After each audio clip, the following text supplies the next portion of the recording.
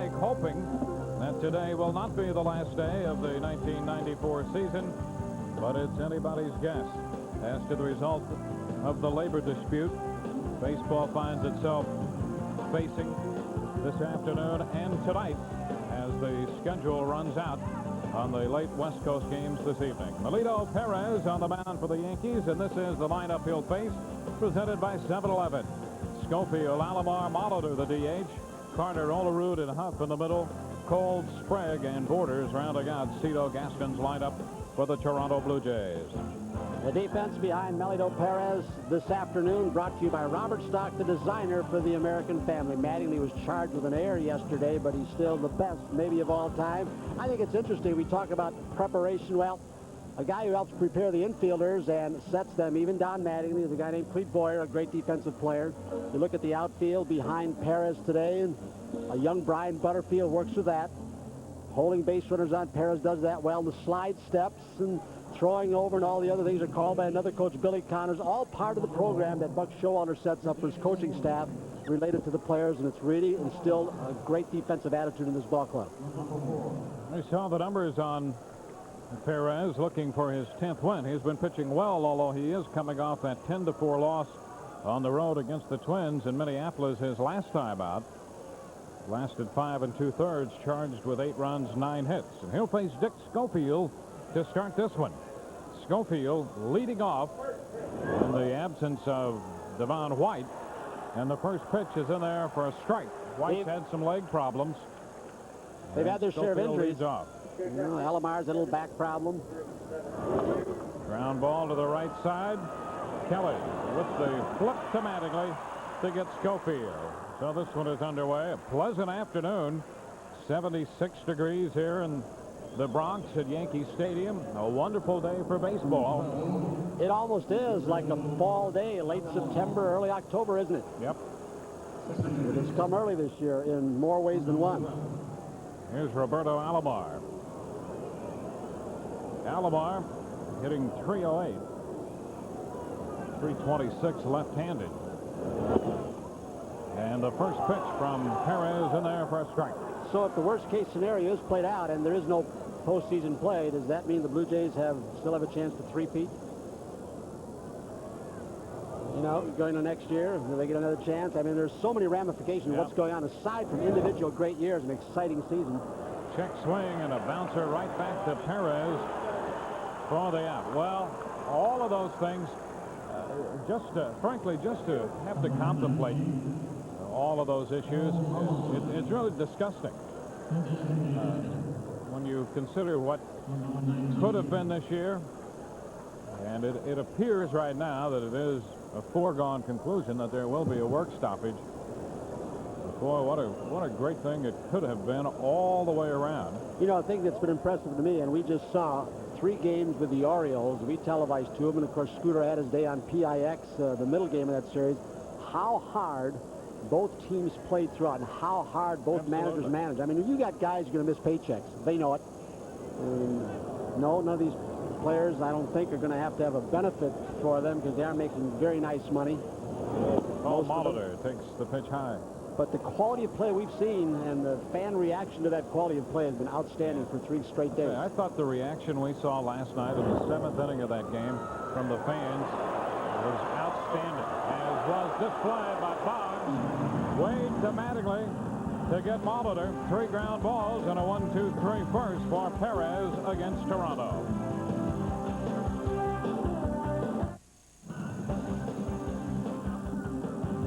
Well, the possibility of a work stoppage has clouded the 1994 season. A cloud directly overhead and dark at the moment. That's World Series atmosphere in the press box, isn't it? Rob Butcher, the PR director, a short while ago had to make an announcement. It's like standing room only. You see him in the back saying only accredited media with the proper credentials get those seats. If they've got an overflow. They have the auxiliary press box open, and it's occupied here as well today as Pat Hinkin goes to the mound. Hinkin, in what has been a tough year for the Blue Jays, is 13-8 with the 5th best earned run average in the league, and the Yankee lineup to face him. Breaks out this way for 7-11. Polonia, Boggs, O'Neill. Danny Tarnable back as the DH. Mattingly and Stanley. Bernie Williams in center, followed by Gallego and Kelly. Behind Henkin, Schofield's had a heck of a year this year. Devon White, as Dwayne told you, out with a knee problem, so Huff fills in. Alomar's not quite at full strength most of the year. He's maintained a 300-plus batting average, but he hadn't stolen as much and has had some leg and some back problems. Henkin's the ace of this staff, Dwayne, and boy, they said a few years back, some of the scouts for the Blue Jays said they didn't know if he's going to be tough enough to pitch in the big leagues. They have found out differently. A 19-game winner last year, 13-8 this year. Included among the 13 wins, 3 shutouts. And here's Luis Polonia, who starts the day with a foul ball off the mask of Pat Borders. Polonia hitting .311 to start this game, and that's his season tie. Pat Borders really gets smoked by this foul ball. Pat, one of those who probably spending his last season in the Blue Jay uniform, and that's what they speculate. You know, the way the Blue Jays approach that first inning, Schofield, Alomar, and Molitor, as if they're playing a game late in spring training. Let's get the season on with. Going after first pitches and check swings off Perez, and Louis jumps on the first one.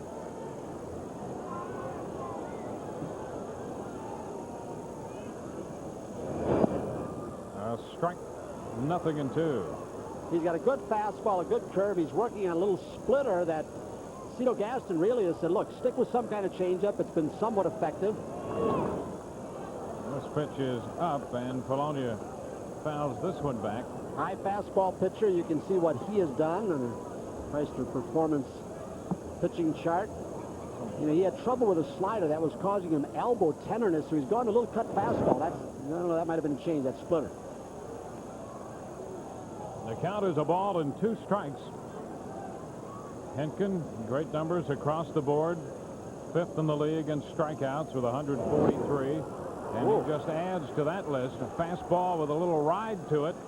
And Polonia is out on strikes to start the Yankee first. We had a speed gun in last night's game on some of the players. We showed Jimmy Key topping out at about 84. Henkin right here has got to be 93, 94. You don't lay off that pitch up in the zone, you're in big trouble. And then he changes the eye level by hanging that good hook on you. Get you downstairs, too. Here's Wade Boggs. Wade is now 6th in the American League in hitting, batting .341. This one down at Ed, ball 1. Well, the second half has been a little better for the Blue Jays than the first half. They come in 17 games behind the Yankees, 54-60.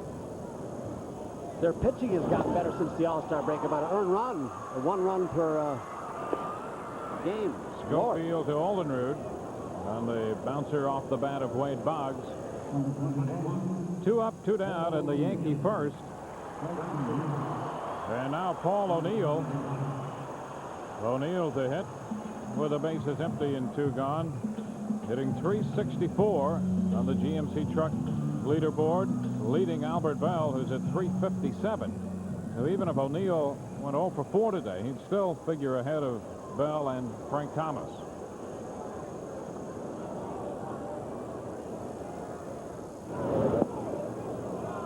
The pitch drops too low. 1 ball, no strikes. White Sox and the Indians are not active today. And a strike, and the count is 1-1. And that was something that was asked of Buck Showalter. Would he sit O'Neill down? And something like Ted Williams here, he hit 400, last 400 hitter, and he said, well, you can hit a base hit and sit down. That's an I'm playing a doubleheader, and he raised his average about 7 points. And Paul said, told Buck, no, I'm playing. I'm going all the way. 1-2. There's a chop to the right side. Alomar from the outfield makes the throw to Olerud. And the Yankees are finished in the first. A strikeout and 2 ground balls at the end of an inning from Yankee Stadium. No score.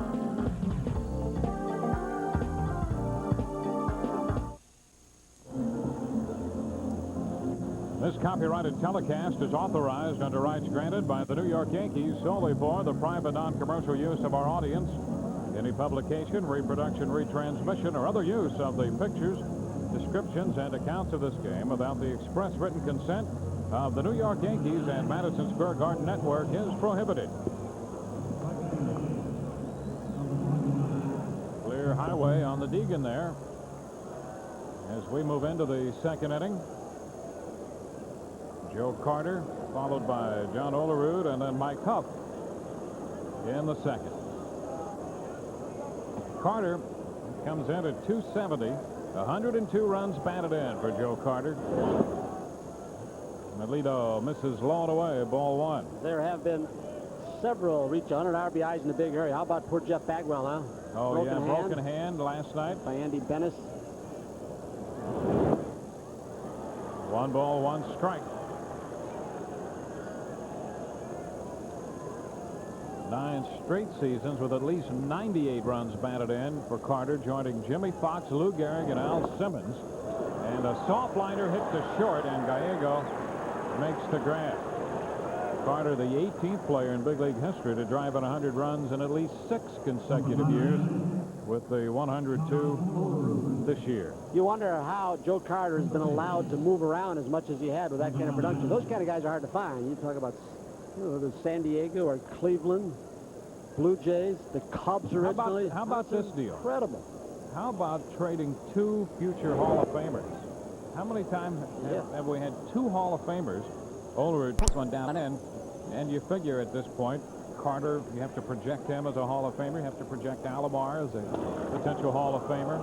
Line drive into right for a base hit. So off the 1-0 pitch, John Olerud has the first hit of the game. How many deals in the history of the game could we find, I wonder, where 2 Hall of Famers would go the same way in a deal? If that's a quiz, you stumped me. I can't think of another time. It might be an interesting little research project. Mike Huff. Huff's been hitting the ball, playing center field with White out of the lineup. Low and outside for a ball. Huff had some injury problems this year. Spent some time on the disabled list and sideline at a sprained left knee. You can hit and run with him. He's got pretty good bat control. 2-0 the count. One of those valuable players like Randy Velarde. Huff, of course, got stuck in the Dodgers organization for a while behind a lot of guys that were more glamorous type players, runners or throwers or more power. He kind of hangs around and does a nice job. 3-0 the count.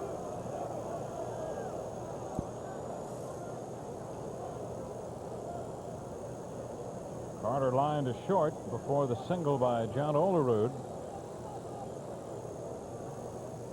Now Perez behind Huff.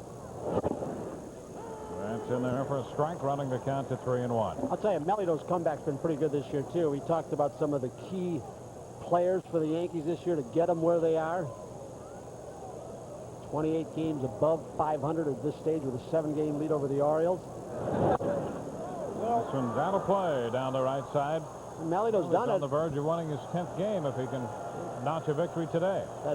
Had to do it, changing his pitching pattern, coming off the shoulder cleanup during the off-season and surgery, and the pitch in and out, and not use his forkball as much, throw a few more sliders.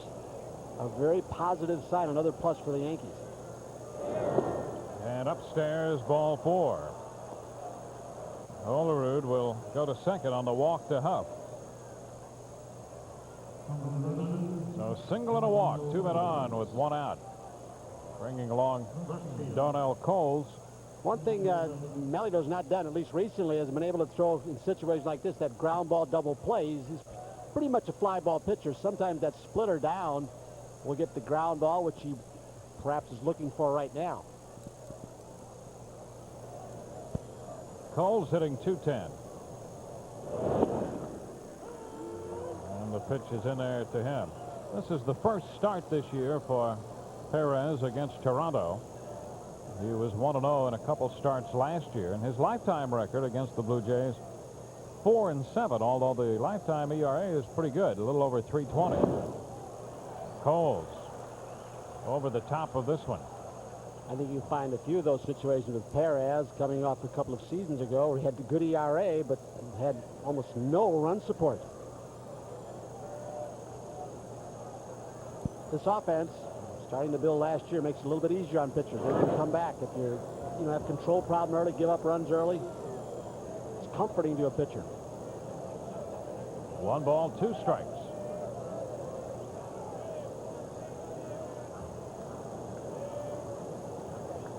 We're in the second inning. Strike on that corner. Coles thought it was wide.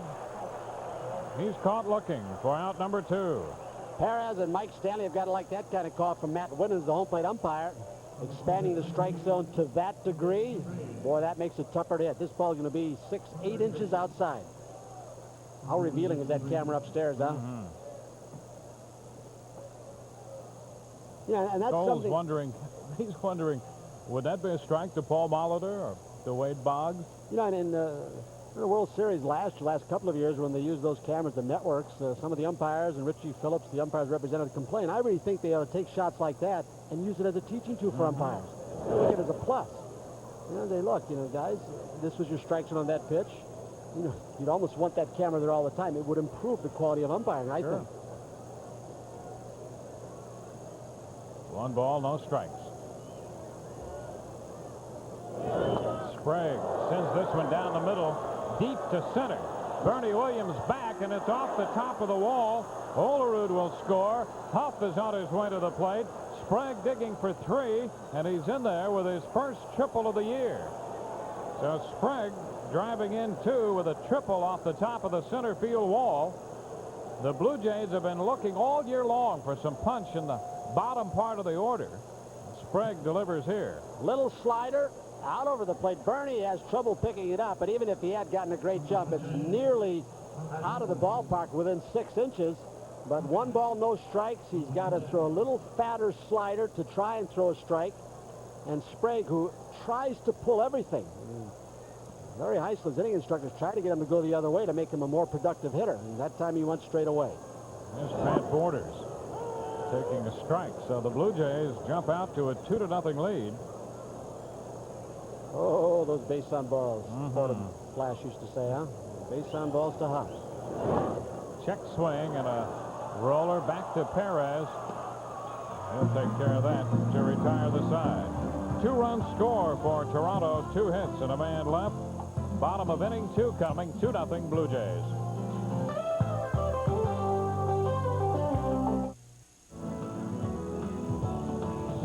New York Yankees baseball is brought to you in part by SBLI, the smart way to buy life insurance.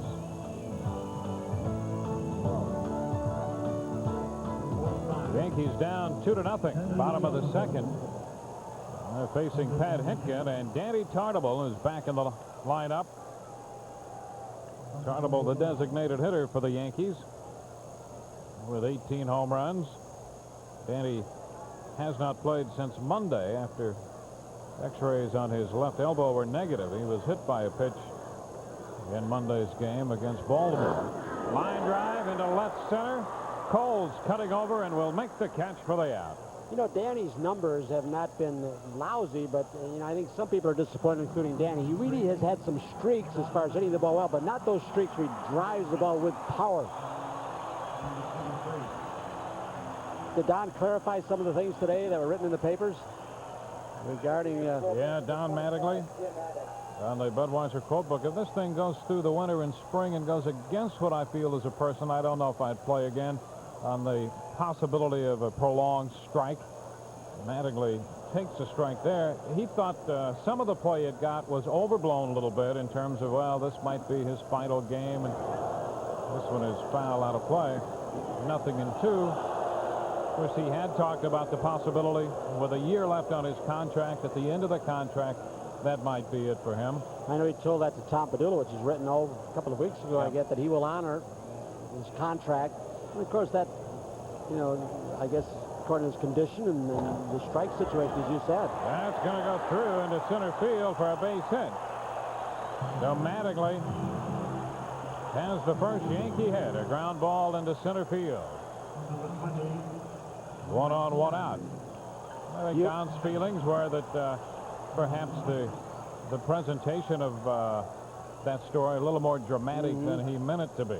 And you wonder, too, if he's having a continuing problem with the wrist, if there is some more corrective surgery that can be done. I don't know if that's even a possibility, as was done last season.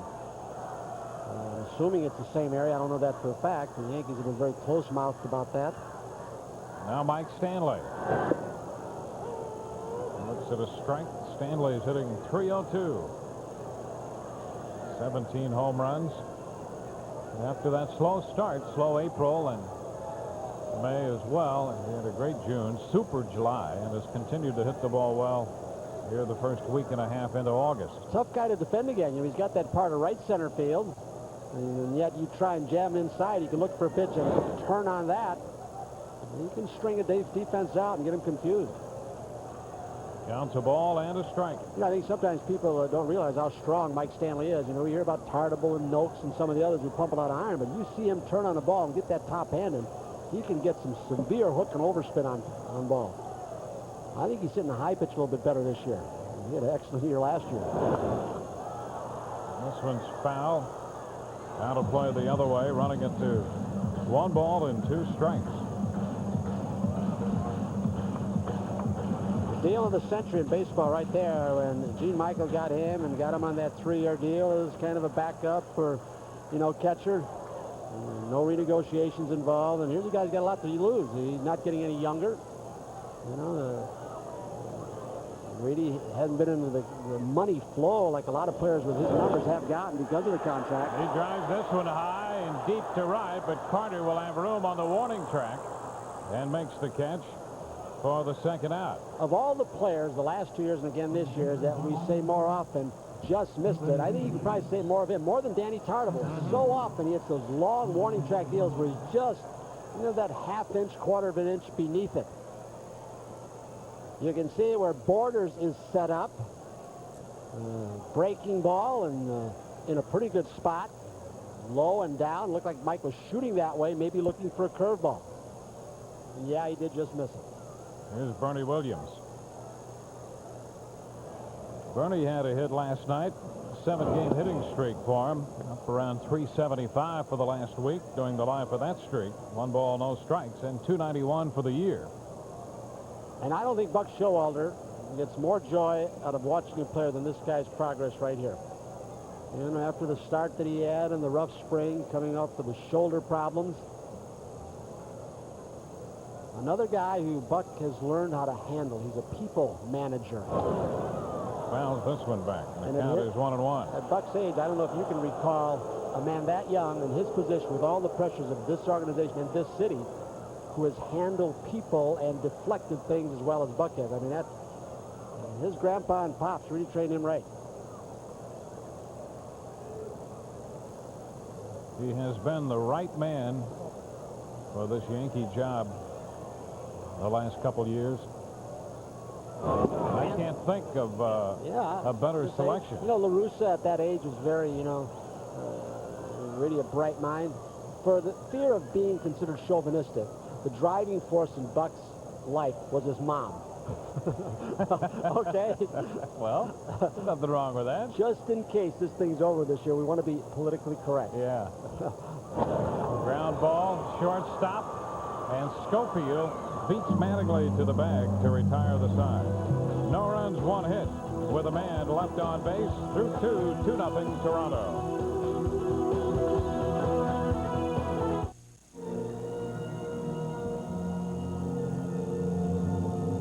Reminder, a special edition of Sports Desk on the strike coming up tonight at 11 p.m. Bob Page will host that. We'll hear from Michael Kay. And the interview from last week's rain delay in Milwaukee with Bud Selig will also be part of that. On to the third, top of the order. Dick Schofield leads off and fouls this one out of play. Strike 1. Unlikely leadoff hitter with the Blue Jays leading 2-0 on the strength of Sprague's 2-run triple. But Schofield's had a pretty good year. In fact, his lifetime average is below 250, and he's hitting over that right now. So he's been hitting the ball the opposite way a little bit better. Yeah. And he sends this one up the middle and a base hit into center. A leadoff single here in the third inning for Dick Schofield. Hit number 3 off Perez. Larry Eisel has closed his stance down a little bit and flattened his bat out. He was one of those guys who would hit those fly balls. He'd go 350, 60 feet up in the air and And leveling it out, he's hitting more line drives, more ground balls like that. And there's Larry. You talk about a people person, Buck Showalter. How about Larry Heisel? Here's Roberto Alomar. This one is too low, ball one. Roberto, You know, 308. when you look at the first and second hitters, Schofield and Alomar, both of whom have verbalized, as has Ken Griffey Jr., as has Brett Boone, third generation of major leaguers, Ray and Bob before them. Hey, look, we are going to do for the next generation of players what the prior generation did for us. And these guys, in their case, they're talking about their fathers and grandfathers in the Boone's case. There's a unique, two balls, no strikes. Unique solidarity. I mean, well, you know, the players understand that the fans are turned off by this whole idea of the work stoppage. They know that. They recognize that. And at the same time, I think if you talk with them around the batting cage in the clubhouse, they know that it's a complicated issue. There's a strike. And they wish the fans maybe had a little better understanding of the intricacies of the deal, but they don't blame the fans for being frustrated and upset. The players themselves would prefer to play, and I think we've seen that. Sure. The caliber of play the last few days here and what we're seeing today. Well, they're ball players. Oh, look at this stop by Mattingly, saving an error. Mattingly will get a hand for that stop on that effort. Perez almost threw it away on the pickoff attempt at first on Schofield, and Don made a great play. And this They're is ball why, players. They would prefer to play baseball. They want to play. Well, they don't want sympathy. They just want a little understanding and what the freedom issue is all about. You know, I think Mattingly, in some of the comments he's made, has summed it up as well as anybody. You know, when that young 8-year-old had that sign in the stands, no strike, no strike. And the youngster didn't understand that. He said the father probably wrote the sign, but he just went over and said, no choice. They have not been given that. Foul back, and the count runs to 3 balls and 2 strikes.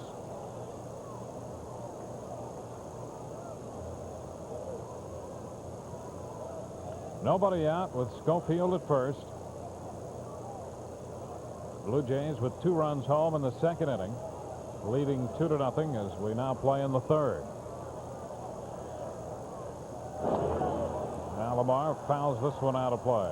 Another nice afternoon crowd here, Thursday afternoon, with a lot of workers. I don't know if they had their vacation, but out here. And I'm not so sure that these people are out here because they think it might be the last game. I really think the majority out here because the Yankees have had a good year, and they're seeing some pretty good baseball. And they're probably going to go 30,000 today on a Thursday afternoon.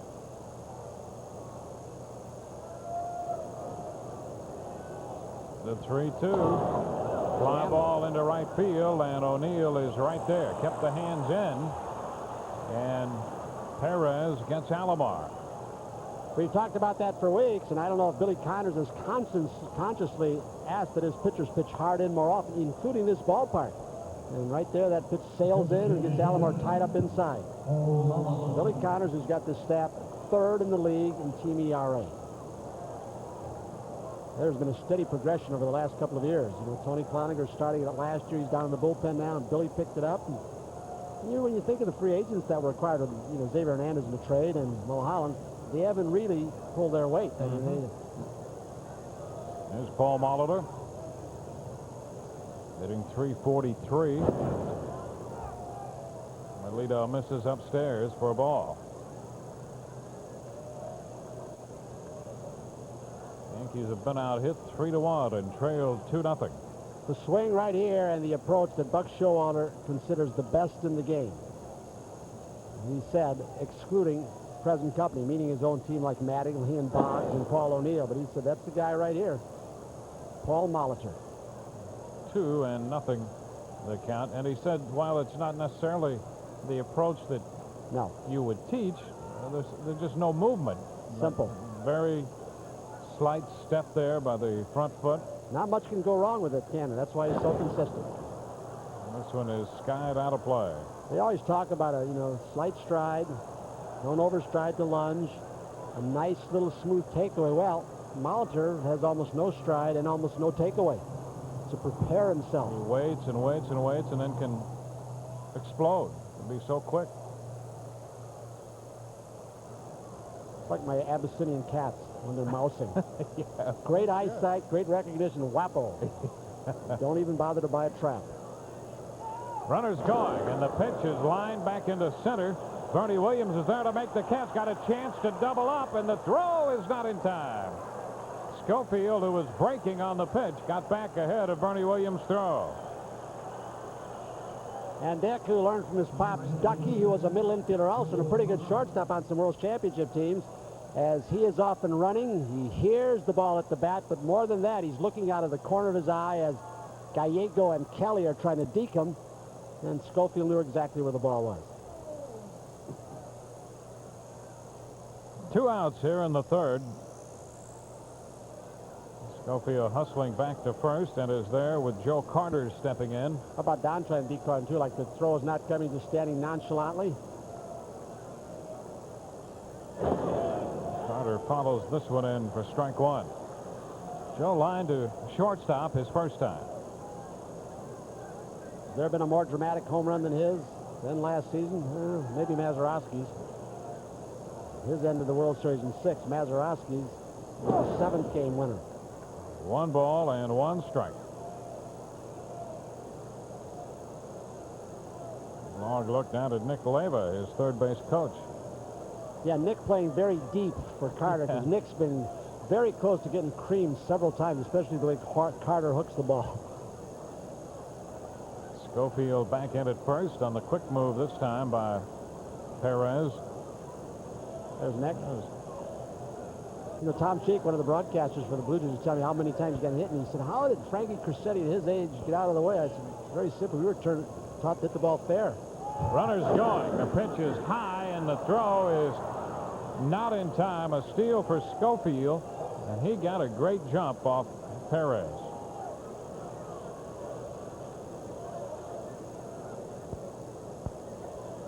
Good pitch to throw on, but this was not stolen off, as you said, Mike Stanley. This was stolen off Melito Perez, who was so focused. Look at this. He's got 2 or 3 strides before Melito has even gone in his motion. He's got 8 before the ball leaves his hand. Uncatchable by Stanley. 2-1 to Carter is upstairs. 3 balls and a strike with Schofield at second. That steal, the 79th of the year for the Blue Jays, and Schofield now 7 stolen bases and 7 caught stealings.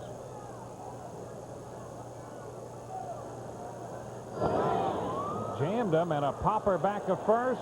Foul, caught by Mattingly. A good 3-1 pitch by Perez to get Carter. No runs, 1 hit, 1 left. Bottom of the third coming. 2-0 Toronto.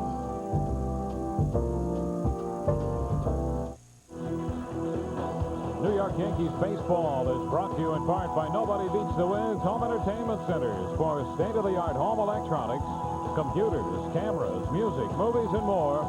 Nobody beats the Wiz. Back at Yankee Stadium with Tony Kubek, Dwayne Stats, Al Trotwood will be along next inning. It's 2-0. Toronto out in front. The Blue Jays with 2 runs in the second. Mike Gallego, Pat Kelly, and Luis Polonia at the bat for the Yankees against Pat Hinkin. Mike at 241, 6 home runs and 41 runs batted in. Facing Hinkin, who's coming off a loss his last time out. The Detroit Tigers beat him 3-2. 1 strike on the foul ball. Still early, but this game's got to look like last night's against Ben McDonald and the Orioles, where the Yankees had just 1 hit through the first 2. And that was a little dribbler to the right side by Matt Noakes. Today, Mattingly sneaked one up the middle. So Hinkin looks like he's got good stuff also, as Ben did. A ball and a strike. Out to second, grabbed by Alomar. And Gallego's the first out in the Yankee third. Well, Hinkin is 1-1 this year against the Yankees. 3-1 lifetime.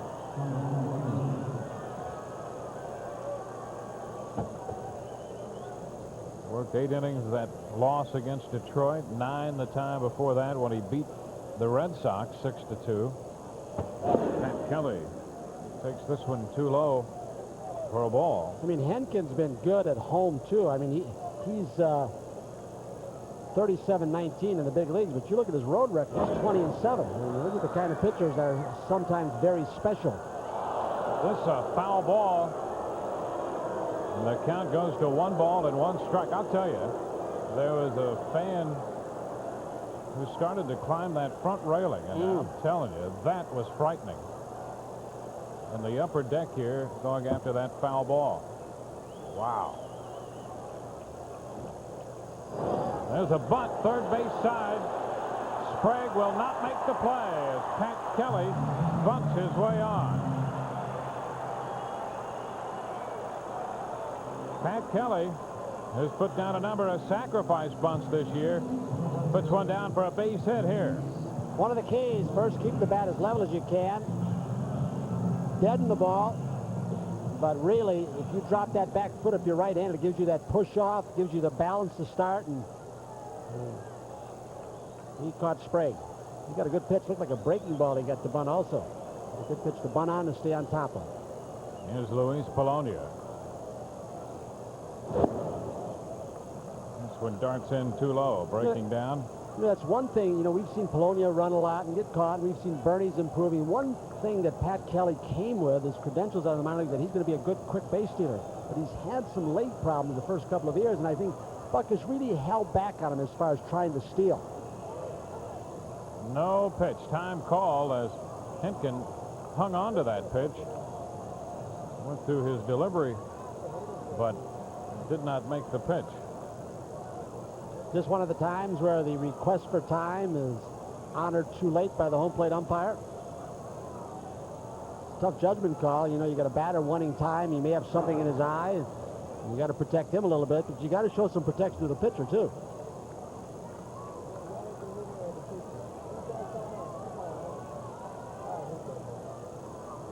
Louis struck out his first time. Shoots this one toward the left field corner. That's a fair ball and off the wall. Kelly will go to third and stop there on the double by Polonia. So Luis Polonia continues his hot hitting and doubles into the left field corner. That's his 20th double of the year. I think it's interesting noticing Polonia's grip on the bat. Last night we saw him against a hard-throwing Ben McDonald. Look at how far he is choked up on the bat. Realizing that Henkin is really sneaky fast, especially upstairs. And in the first inning, I don't believe Polonia was choked up that much with that little auxiliary rubber thing there so the hand didn't slide down. So he cut his swing down, made it more compact, and he rifles this double in the left field corner. So the Yankees, trailing by 2, have 2 men in scoring position for Wade Boggs.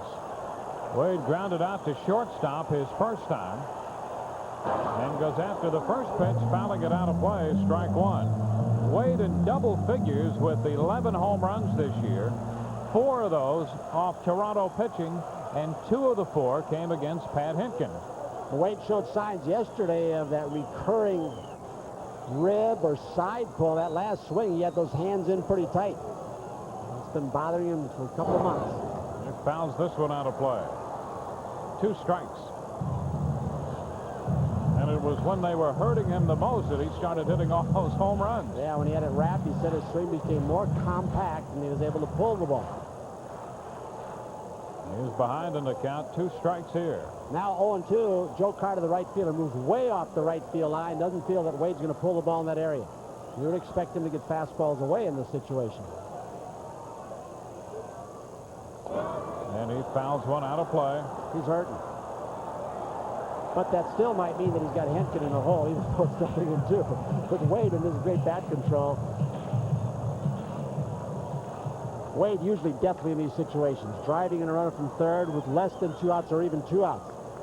Runs a fastball away, trying to make it to hit it into the defense to left field.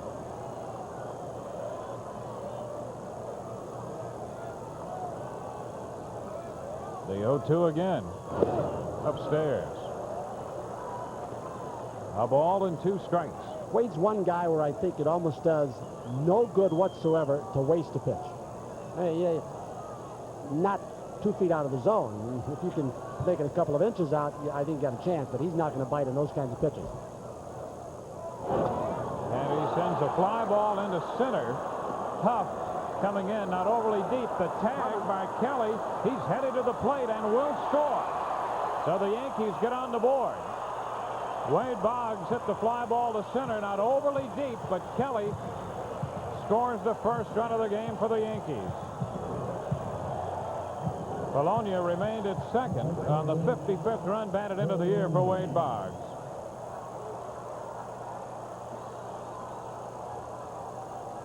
From up top, the Perry Ellis look.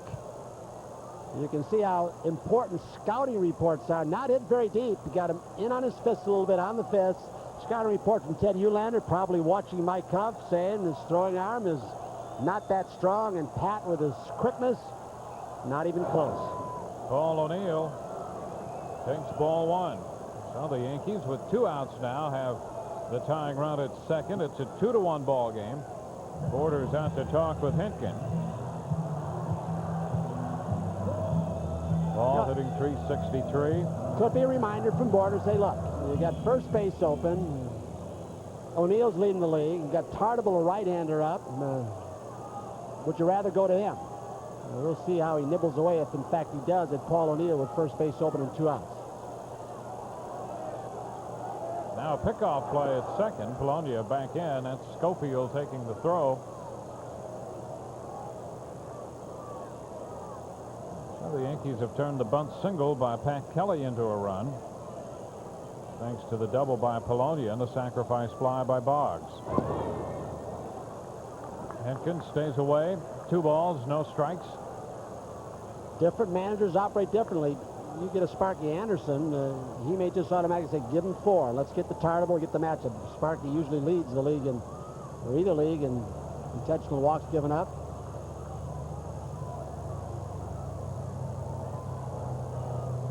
The 2-0. And he catches the strike zone there. Say, speaking of Sparky, you've been reading the articles the last couple of days about the possibility his job is in jeopardy with the Tigers, and the owner, Mr. Ilitch, Mike Ilitch, might want to bring somebody else in. Joe Klein, the GM, says no truth to the story. There's ball 3. 3 balls and a strike. Andy Tartable on deck. Think he's going to throw him a fastball. I think he's going to throw him a hook. I'd be very surprised to see the hard stuff here, even though it's 3-1. Out of the zone. And he kept it away from him and walked him. First walk given up by Hinkin. First and second with 2 outs for Danny Tartable. Sometimes you wonder why you waste 4 or 5 pitches in a pitcher's arm when you're going to pitch around him anyway, huh?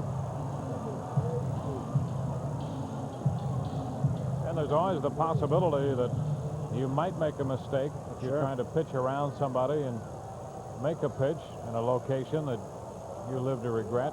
So maybe Sparky Anderson's got the right idea. Tartable fouls it back, strike 1. Here's one guy can throw that high fastball like Mike Mussina, like Roger Clemens. There are not a lot of right-handers who can pitch hard upstairs and get away with it. And he's got that ride to it where you'll get guys to swing at that fastball right at the letters. Tartable fouled the first pitch up there back. O'Neill at first, Polonia on second base.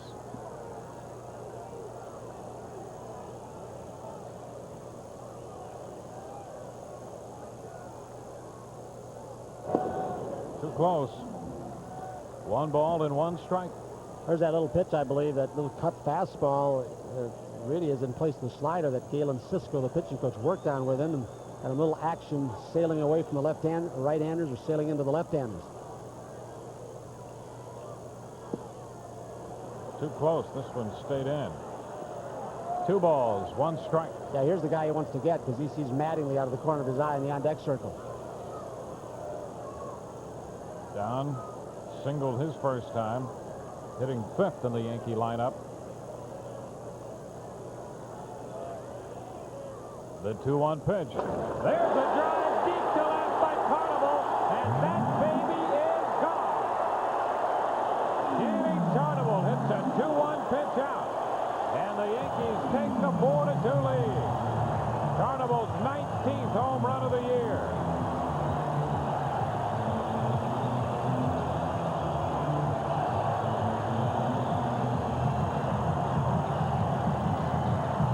Now, Danny Tarnable just back in the Yankee lineup today after he was hit in the elbow by that pitch Monday. X-rays were negative, and Tarnable connects. That's the third home run he's hit off Toronto pitching this year. And this one gives the Yankees a 4-2 lead. Danny works a favorable count and got his fastball. Now Don Mattingly takes a strike. 21st home run of the year given up by Pat Hentgen. A big cut by Mattingly. He took a rip there and is behind 0-2. Here's the home run pitch and the cut. 2-1. Borders wants it inside, and the ball sneaks to the center of the plate. I think you ought to admire that one. Outside. That's the first home run for Tarnable since July the 19th. Count still a ball, 2 strikes with that foul ball. His last home run came against the Athletics out in Oakland. And Danny, on that West Coast swing, hit 3 home runs, including the grand slam up in Seattle. He connects off Hentgen today. A 3-run shot. 2 balls, 2 strikes here. The count to Don Mattingly. See him try that splitter, the thing he's using for a changeup, and that's what Cito and Galen Cisco thought. He needs a third pitch. I mean, as good as he's been. Line drive to third as Sprague sticks that glove up and makes the grab. That retires the side, but the Yankees come up with a 4-run third. Al Trotwood will be along through 3. 4-2 Yankees.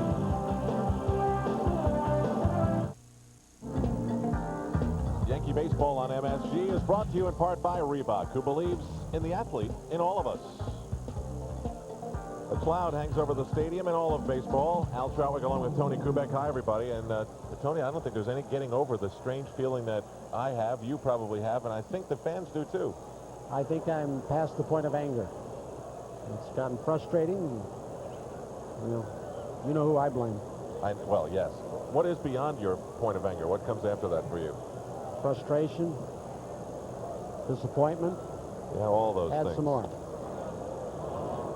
John Olerud bounds this ball foul off of Melito Perez, who, courtesy of Danny Tarnable, has a 4-2 lead. That was some rip by Tarnable that got out of the stadium in a hurry. Are you going to share some of the thoughts, the conversation with Mr. Steinbrenner? Anything substantive? I spoke to George a few minutes ago in response to an article in the Philadelphia Inquirer that made some news today about George saying some things about elements of the strike. He went on to say that he does believe that the owners should be directly involved in the negotiations. There's Gallego.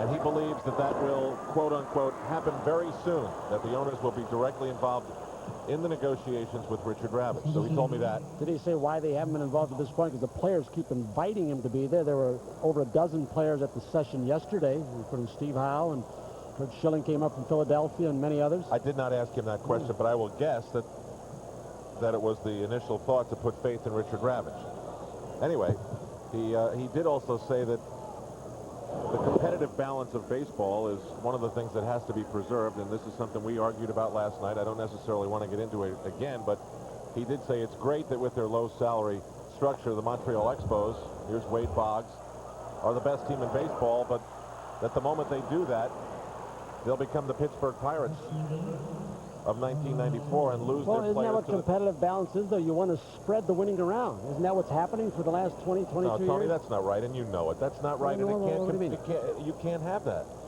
It's already happening. There is competitive balance. There is none. What's going to happen next year to the Montreal Expos? They're done. You want to bet? If not next year, the year after. And once they're dismantled, they're gone for 4 or 5 years. Isn't that what you're talking about, competitive balance? Pittsburgh won it 3 years in a row, and now they're rebuilding. Oakland had a good long run. They're rebuilding. Isn't that what you're talking about? Spreading the winning around? Isn't that what we're talking about? Are you talking about spreading the money away, the socialistic way? I'm not talking about doing anything socialistic. We have a unique sport here that can't be compared to any other business in the world. because of the antitrust exemption. That's one of the things that allows it to be a monopoly. No, it's not. That's not the thing that makes it so difficult. If General Motors wants to compete with another car manufacturer, they just go into that city and open up a dealership. Baseball, you can't do that. And so you have an unlevel... What do you mean? The Dodgers didn't do that and the Giants didn't do that? What are you talking about? The Braves didn't do that, go to Milwaukee, and then go to... What do you mean they can't do that? In time. It's been done time and time again. We'll hit the pause button and come back in a moment on MSG, where Melito Perez gets out of the inning with a little help from his friends. Yankees up 4-2. Back in a moment.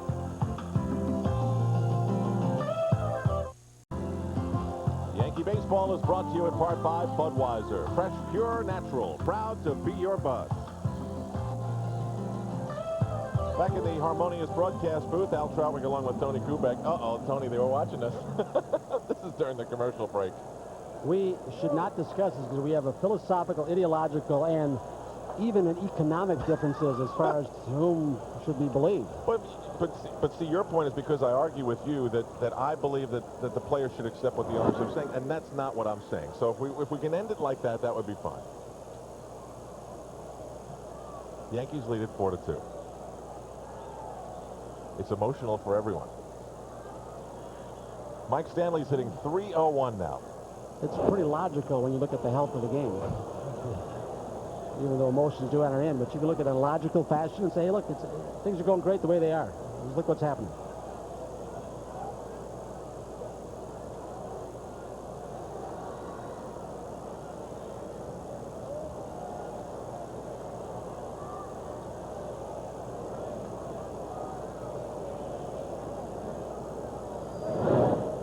Gets away.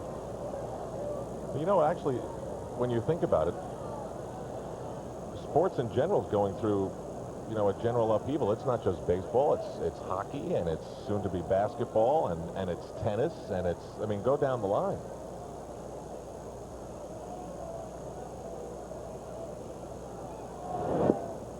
Outside, 2 balls and 2 strikes. So did George tell you he doesn't want a revenue sharing? We didn't talk about revenue sharing. He just said that there needs to be some sort of equity between the smaller and larger market teams. Some sort of equity. He also offered up a tremendous boost for the work of Bud Selig, saying he's the best leader he's seen in his 20 years in baseball. And that was about the extent of our conversation. 3 balls and 2 strikes to Mike Stanley.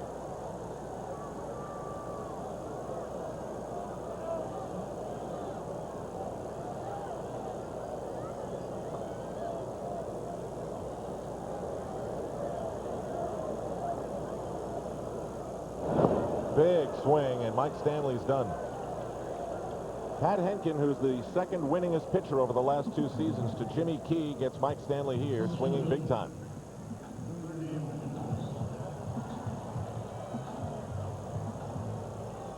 That's the second strikeout for Henkin, and it'll bring up Bernie Williams. Henkin to the All-Star game for the 2nd straight time this year. Facing Bernie Williams, who grounded to short, hitting .290. Bernie cracks one to right center field. It's the 2nd out. Well, it's not Devon White out there, but nonetheless, Mike Huff makes the catch. And that'll bring up Mike Gallego. Without Devo, though, in spite of Ken Lofton, the way he's come, the best defensive center fielder in baseball, it's not the same defense. I mean, he just roams almost foul line to foul line. And it may have shown up in that throw from Huff where Kelly's short fly ball by Boggs. And you don't know what Devon White would have done with that same ball. With Devon White maybe making the best catch of the year in baseball, lofting over the fence a couple of weeks ago. But there really have been some unbelievable defensive plays in the game this year. We saw some nice ones by Brady Anderson in left field last night. I mean, not like Lofton's the other day or Brett Butler's earlier climbing the fence or some of White's. 1 ball and 1 strike to Mike Gallego. Well, in a way, Al, you can't beat, you know, among all the sensational catches that you mentioned, and they're really wonderful to look on the highlight film, the steadiness of the Yankees defense all year long. They're very steady, and Mike Gallego's been a part of that. You know, he's been hurt off and on, and maybe not so shortstop, but he's been very steady there and making the double play. And in the gap, but Mike Huff covers some ground to get there. He ran to the right, he ran to the left. And Donald Fear is not in negotiations with Richard Ravitch at the moment. He's in our booth, or will be, when we come back on MSG.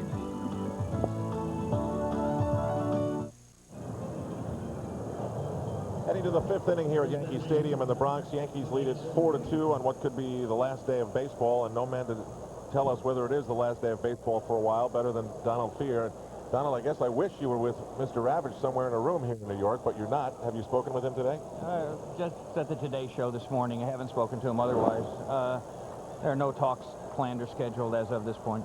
Is there anything that was said today between the two of you that increases your frustration or enhances your hope in any way? Well, the only thing that happened today, there's been a lot of press speculation that has never been followed at the bargaining table, that the owners would consider trading arbitration for free agency in some form, and that might provide the basis for breakthrough. But Dick made it absolutely clear he wasn't even interested in discussing that. So slowly but surely, as we get down to tonight's games, Dick Ravitch is shutting all of the doors, and it seems to me this is where he wanted to be from the beginning. It's too bad. George Steinbrenner told me moments ago that he sees the owners getting directly involved in the negotiating process in the very near future. Is that something you would welcome, some fresh blood? Well, we have said for a long time that the particular negotiating team they've had, we didn't think was likely to produce an agreement. Obviously, we would negotiate with them, so you know, that would be welcome, but we can't insist on it, and we're not insisting on it. But it has been rather bizarre. Here you negotiate in an industry that you say has problems with tremendous revenues, and no one on your negotiating team or that you permit into the room has ever worked for a baseball team. Is it boiled down to only salary cap? Is that the principal issue or the only issue? Are there ancillary things involved? We essentially haven't agreed on anything. However, I think it's fair to say that it's difficult to see agreements on other issues until somehow the salary cap issue is resolved. Ed Sprague struck out, and it's now 2 balls and a strike to Pat Borders. We hear this down as basically, I mean, some of the propaganda that's out and some of the rhetoric that you hear from ownership side, and I am partisan to players, that's obvious in my statement. But is it basically just big markets against small markets, and the owners are trained to take the players' money to split among themselves? Is it that simple? Almost. Essentially what you have is the large and small market owners couldn't agree on what to do. They couldn't agree to redefine their revenue sharing rules so that things would work more equitably given changing revenue streams. So they had to find some other device. That device was a salary cap. The problem is that the party that they agreed would pay the bill would rather not.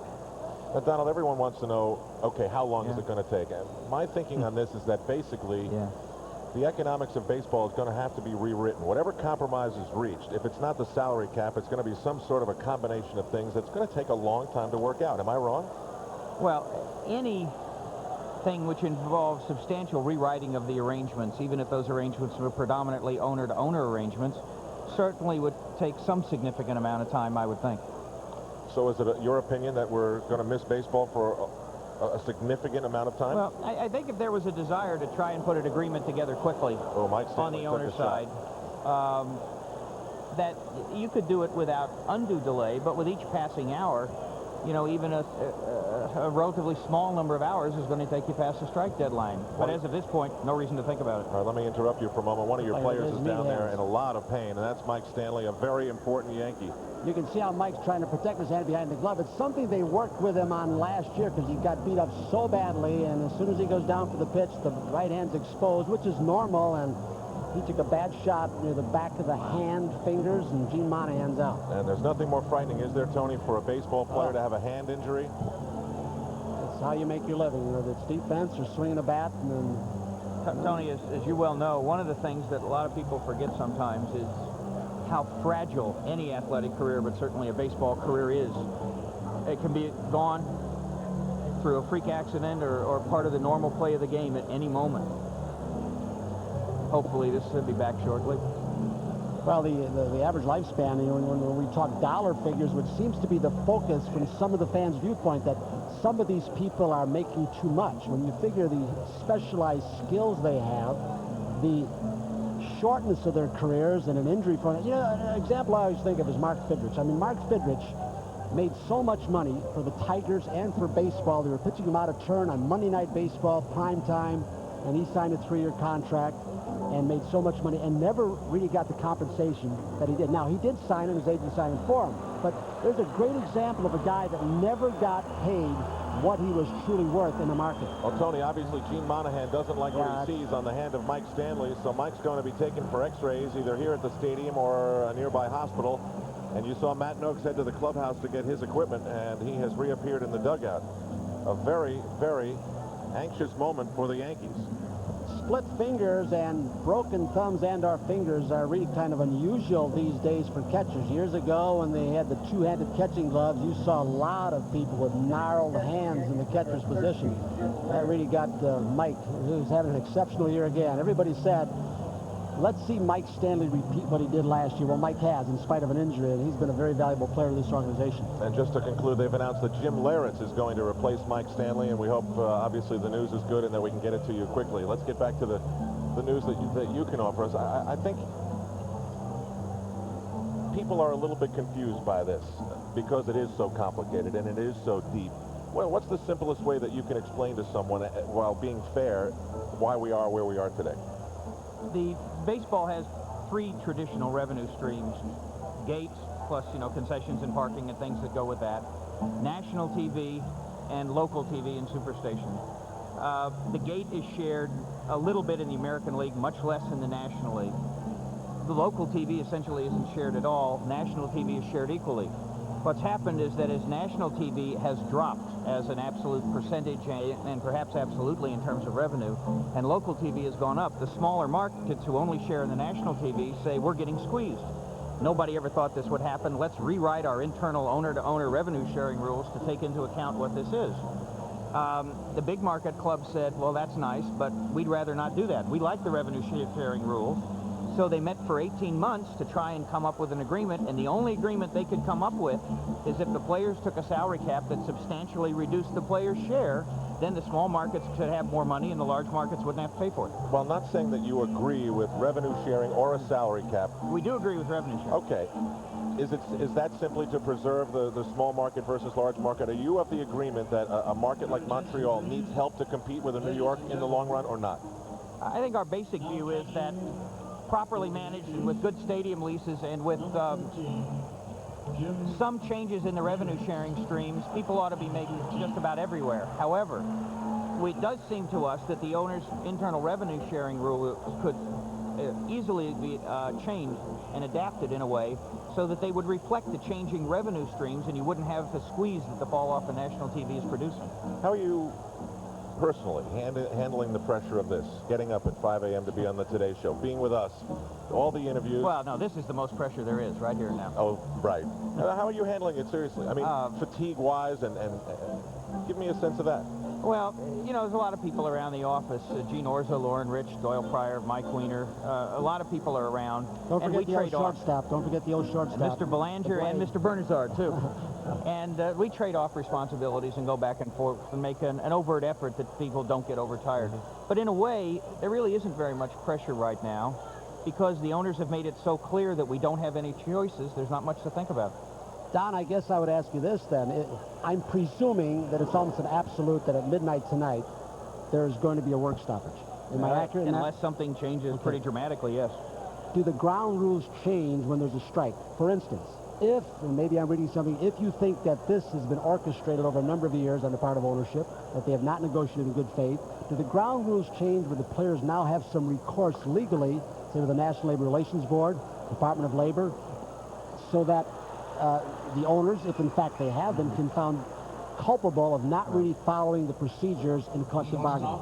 If we were to conclude after a review, and we haven't attempted to make this sort of a legal review, that there were possible actions that could be filed, whether it's with respect to the pension plan contribution that will be followed up, or otherwise, certainly we would do that. But I think the essence is that once a strike begins, things change, at least in this respect.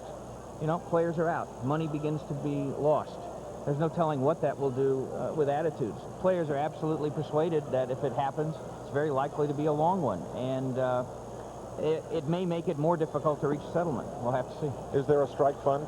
Is there some sort of recourse for a young player, perhaps, who isn't making $1.2 million that he can get some relief during the strike? Yeah, players have been saving the licensing revenue over the last several years, and that's available distribution to them. They've also been saving their own money, and younger players that may have come up this year have been earning money this year through the licensing program that's there. 2 balls and a strike with 2 outs here. The batter is Dick Schofield for the Toronto Blue Jays. Yankees in front by the score of 4-2. Al Troutwig with Tony Kubek and the head of the Players Association, Donald Fehr. Dick Ravitch has said repeatedly in public that the Players Association has presented no proposal that would solve what they consider the economic distress of the baseball industry. Do the players have something that they can even get the owners to look at this point, or has it just been, hey, take it or leave it? Would you stand for status quo? Here's the circumstance. What typically happens in these negotiations is that the owners identify a problem, then they identify a solution, and any other possible solutions to the problem they identify are not considered because after all, they've thought of everything ahead of time and they've come to a conclusion. They negotiated with each other for a year and a half and came to this conclusion. It took until last Thursday for Ravitch to say, we understand you have some revenue sharing plans that you think might be helpful here. We'll agree to look at them. Till last Thursday. Before that, he didn't even want to look at them. And there are some other suggestions we might have if they're seriously interested in our talking to them about them. But if the single most important element to them is they have to have total cost control and they have to have absolute certainty and they want to destroy a free market, we don't know how to get there from here. Is it distressing to the players and the association that owners come out one time and say 19 or 20 teams in the industry are losing money, then they go down to 14, and then you have financial magazines who say they've studied it and say there might be 4 or 5, and is that part of the distrust, including the 3 years of collusion that exists? And how vital is that to the negotiations, this distrust? It's pretty significant because it suggests a willingness, at least on behalf of the owners, negotiators, to try and suggest things that they really don't want to back up. And let me tell you what I mean. It was Dick Ravitch who talked about 19 clubs losing money. Nobody else talked about that. It was Dick Ravitch. Pretty soon some reporters said, well, there only must be 9 making money, and no matter what you do, you come up with a number of very large market, highly successful teams that have to be losing money if he's right. That's why I told reporters that while we couldn't tell them what they were, people would laugh if they saw the list. And indeed, when the list came out, they did laugh. So the question is, why is he making the suggestion? It's a play to public sympathy. Why don't they let the public look at the books? Because it won't bear out their claims. Donald, it's obvious that you and Richard have established this contentious relationship. You're professionals at what you do, and so it's obvious in a labor dispute like this to see that. How do you feel about him personally, and does it affect the negotiating process at all? What I feel about him personally, or he feels about me, people should understand, does not affect the negotiating process. The positions he takes because they're in the interest of his clients, or he believes they are, and they want him to. Positions the Players Association takes are the ones that players believe to be in their interest. The numbers that the players would like to see more of, have you not either hired or gotten the services of someone who's familiar with economy and economics that has helped you out? I'll tell you what, hold that thought. Melito Perez steps on first to end the inning. He preserves his lead as we go to the bottom of the 5th on MSG. Don Mattingly and his Yankees, they're up 4-2.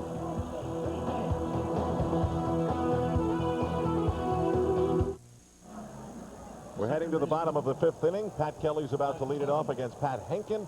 The Yankees are up 4-2, courtesy of Danny Tartable's 3-run home run. Donald Fehr of the Players Association is with us. Al Troutwig with Tony Kubek. Dwayne Staats back in the next half inning as we await an updated word on the condition of Mike Stanley's right hand. I left it off with you, and I just wanted to take it in a different direction for a moment, Donald. As far as the game is concerned, are you a lover of the game? Are you a fan? Do you like hot dogs and sitting with your family on a nice day? And how strong of a fan would you say you are?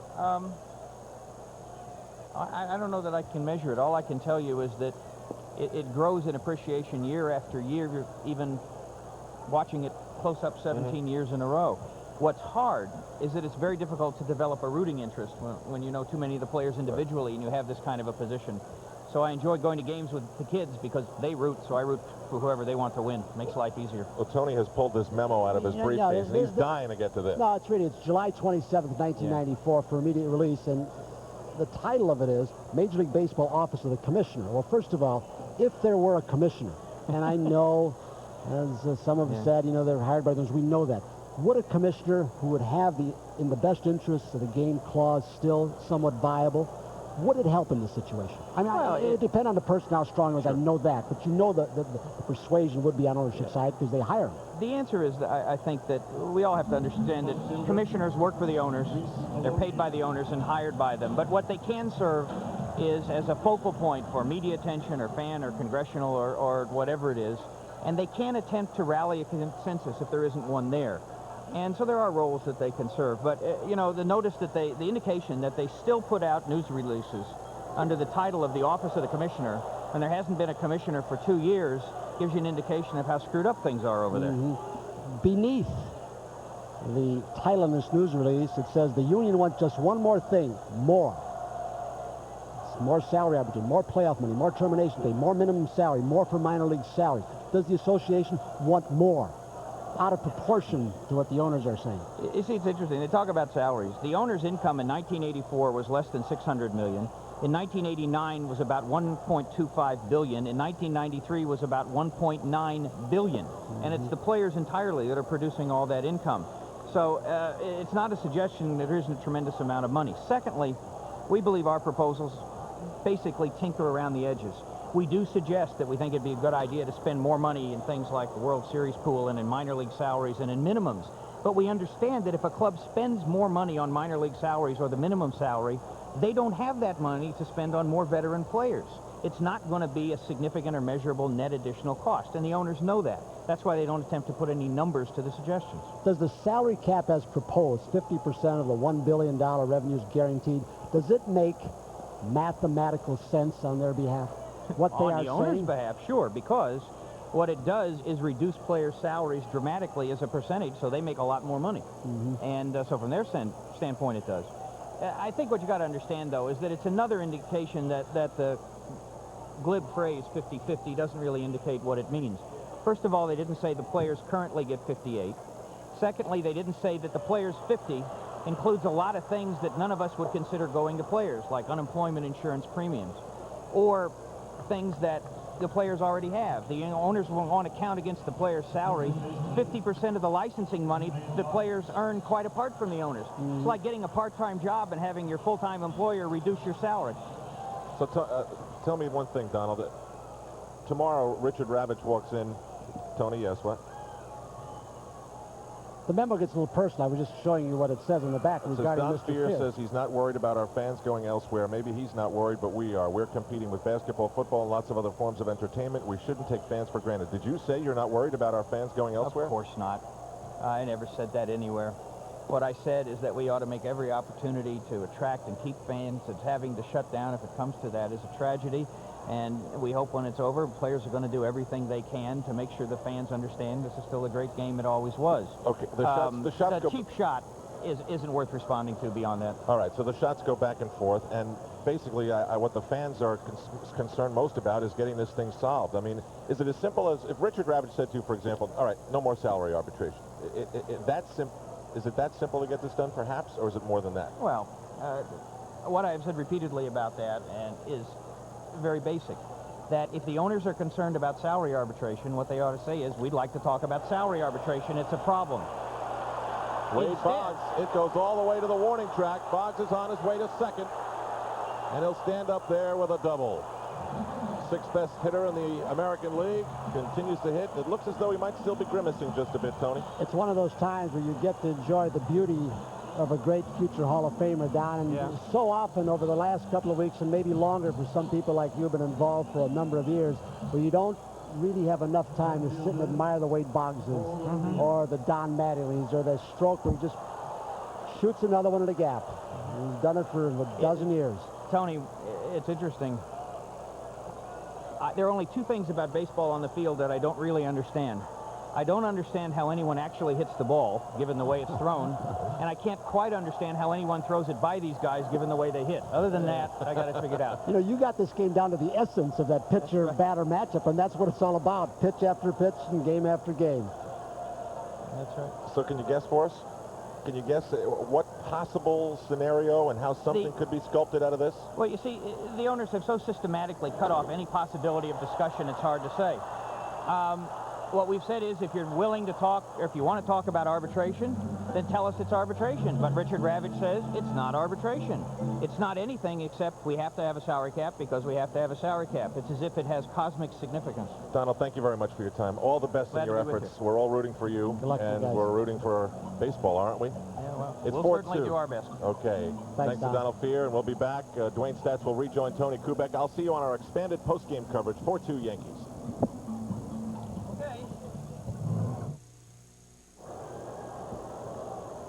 Rejoined by Dwayne Stats. Al Trotway going to prepare for his post-game report. I'm sure there'll be more on this, and don't know if there'll be any new developments. Paul Molitor leads off the sixth, and that'll be Joe Carter and John Olerud. Danny Tartable's 3-run home run. That was the Yankees' 4-run third. 3-run home run by Tartable gave the Yankees that 4-2 lead. And we hope you fans, and we've tried to focus on the game, and sometimes this very important, we think, overriding issue, the work stoppages due for tonight, which seems almost absolute. And we hope those of you who are casual fans, we beg your indulgence if we left the game a little bit, but we think it's of import that we did try and fill you in and fill ourselves in as to what's going on. So Molitor with a line out, a ground out, and now a base hit to center field. Now this one just out of the reach of Mike Gallego and made a big turn at first base, but held on for the single. Paul Molitor's had some run at his age. He now has 20 stolen bases. He is 20 for 20 this season. Don't know if this is a steal situation with Carter up and the Blue Jays down by 2, but that's a pretty good combination. You expect the Alomars and Devon White to be leading ball clubs, and Joe Carter at the plate. He is 11 for 11 this season also. It is hooked. It'll go way foul. And There does Molitor it. Here he comes. He thought the wind was going to curl it back. What breeze there is, it's 20 rolls back. Molitor's second in the league in total hits now with 155. Well, I don't know if I don't know. I thought the 2 innings with Donald Fear were quite interesting, Tony, to try to update this labor situation. Out of everything I heard, and apparently Al had spoken with George Steinbrenner, maybe the most encouraging thing out of all that is that the possibility, at least Mr. Steinbrenner believes, that there will be some direct ownership involvement shortly. You wonder if that's too little too late, though, and I respect Mr. Steinbrenner saying that he gets him on a breaking ball, maybe a fork ball, that Joe Carter goes after a very bad pitch. 1 out, 1 on here in the 6th. Well, after a strike occurs, it's going to be much more difficult then, Voting because procedure changes. you have essentially 8 clubs that could prevent a resumption of play, even though a majority, an overwhelming majority at that, might want to resume play. Well, I don't think there's any question that perhaps half or maybe more than half the teams do not want revenue sharing. I mean, I don't think this franchise does, nor quite a few of the new franchises, but they will take revenue sharing, again, if it is tied to a salary cap. And that was the big discussion in Kohler, Wisconsin months ago. They were almost living in 2 different buildings at each other's throats, the various groups of ownership, until they came up with this compromise. They voted in unanimity. I don't know if it was unanimous, 28-0, to say, let's go get it and do this. And it's hard. Once you abdicate, I think, your individual responsibility to intervene, as each club apparently has. How do you do it? You've given you become a group that says we're going to do this as a group, and it's going to get tougher now after the strike. 2 balls, no strikes to Olerud, 1 down, and Molitor at first. Yankees leading it 4-2. Too high, 3-0 to Big John. He may have the go-ahead with the short porch and right, and Huff up next. Olerud, who had that brilliant first 4 months last year, challenged the 400 mark a little bit longer than even Paul O'Neill did this year. Ball 4, the Blue Jays have 2 on. still have not gotten a report on Mike Stanley, the foul he took off his right hand. Certainly going to x-ray it. 1 out, 2 on for Mike Huff. He has walked, scored a run in the second, and also grounded to third. And we get into a part of the Blue Jay order that has concerned the Blue Jays for most of the year. You know, they're coming in, they're 7th in the league in hitting and 10th in the league in runs scored. This slider misses low. Well, it's been this spot on down that has concerned them, although the number 8 man, Ed Sprague, has both runs batted in for the Blue Jays in this game. That has been more the exception than the rule. See, I think ownership has, in some ways, been involved behind the scenes. You know, I don't know if it's coincidental. Mr. Steinbrenner made the trip to Milwaukee and then to Minnesota, where he sat with Bud Selig, interim commissioner, and Mr. Polad, the owner of the Twins.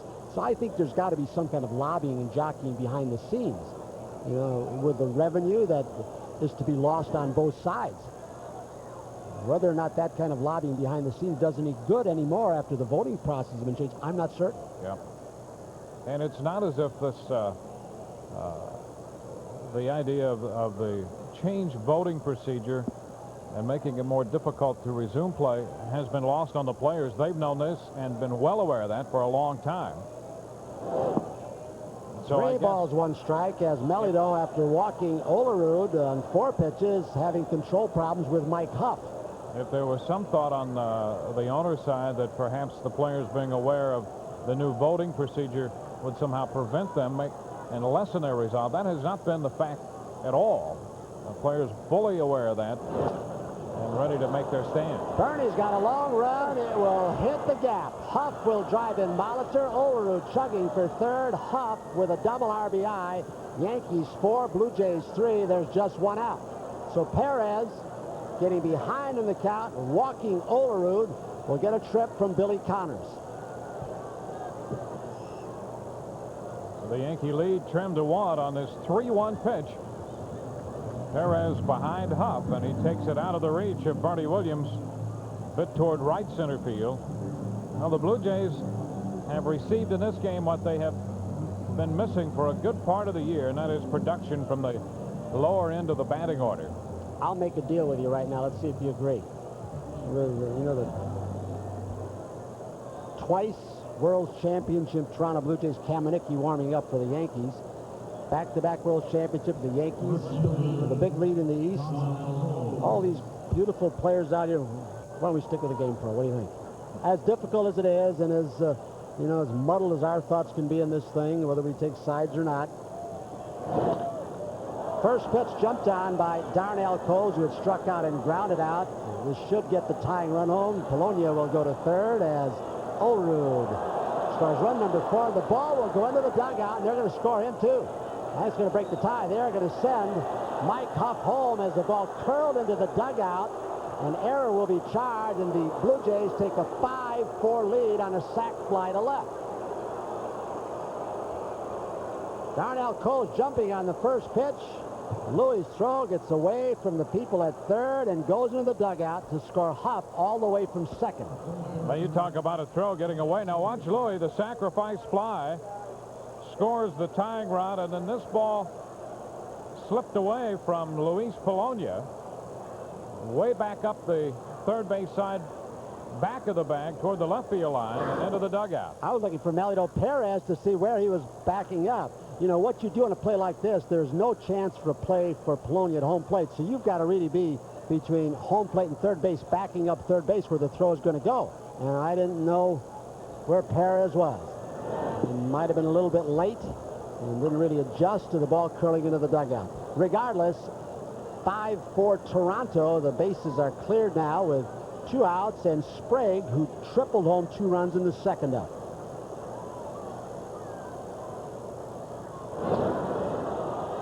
Off the end of the bat toward left center field for Luis Polonia. 2-0 pitch. Perez getting behind again. Louis corrals it, retiring Sprague, but the Blue Jays come up with 3 to take a 5-4 lead as we go to the bottom of the 6th.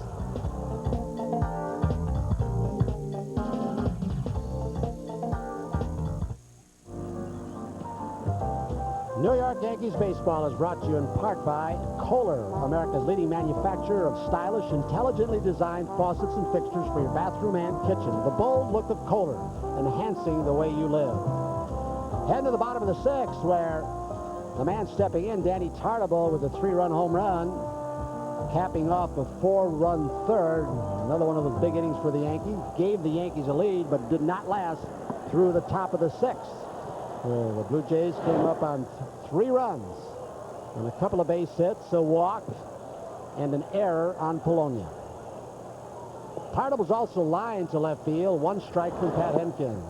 Make it 1-1. Boy, from the Yankee perspective, I'm sure they hated to see that 2-run lead get away with Henkin on the mound, because once you grab a lead on him, good idea to protect that and hold it. He's tough. Cut fastball right on the outside corner, says Matt Winans, the home plate umpire. Danny in the hole, 1 ball, 2 strikes. New second baseman, Alomar, who's had some back problems, leaves the game for Domingo Cedeno. Tartabull goes down on strikes.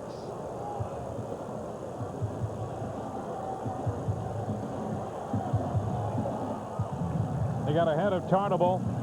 And just a little movement away, late movement on that pitch, and Tartabull's out on strikes for the 110th time this year. Is that right? 3rd strikeout in the ball game? Is that what you got? 4? Did Kelly go down in the 5th? Kelly, Stanley, yeah, and I missed Kelly's strikeout. Polonia. Mattingly hooks us way foul to the camera well. A breaking ball way inside. Henkin has completed 6 ball games. He's got a ways to go against a tough, very disciplined team, the Yankees, who force you to throw a lot of pitches. Live ball to center field. Mike Huff, 8 or 10 strides back. There are 2 outs. 2 down in the bottom of the 6th for Jim Laritz, who replaced Mike Stanley in the 5th after Mike was hit on the bare hand, the throwing hand on a foul ball. We are seeing if we can get a report, have none yet, as to how he is doing. Mike had flied out and struck out in his 2 at-bats in the 2nd and 4th. Jim Laritz, whose numbers, I don't say they're mind-boggling, but when you got a guy who's got 66 base hits and 58 runs batted in and 17 home runs, they might be mind-boggling. He's all but duplicating what he did last year, perhaps a little bit better. Yeah, his run production per at-bats actually better. 247 official at-bats coming in today. Swings through a hard fastball. 1 ball, 1 strike to Laritz.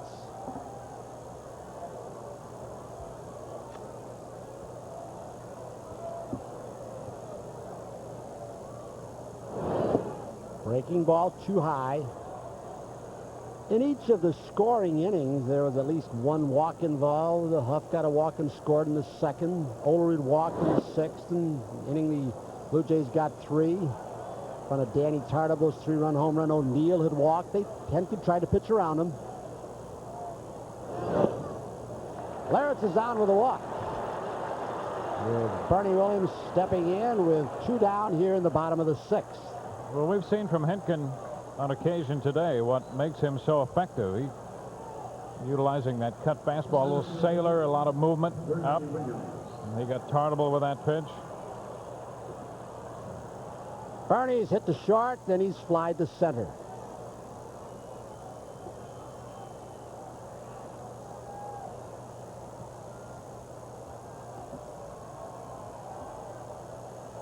The Blue Jays scheduled in for a 4-game series.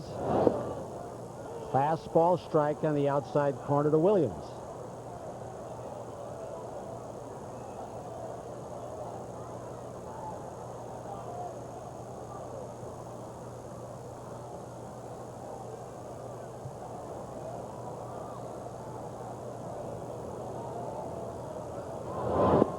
Curveball strike. Boy, these kids got good stuff. He can really spin a baseball. Nothing in 2 to Bernie Williams. Here's the pitch to get ahead.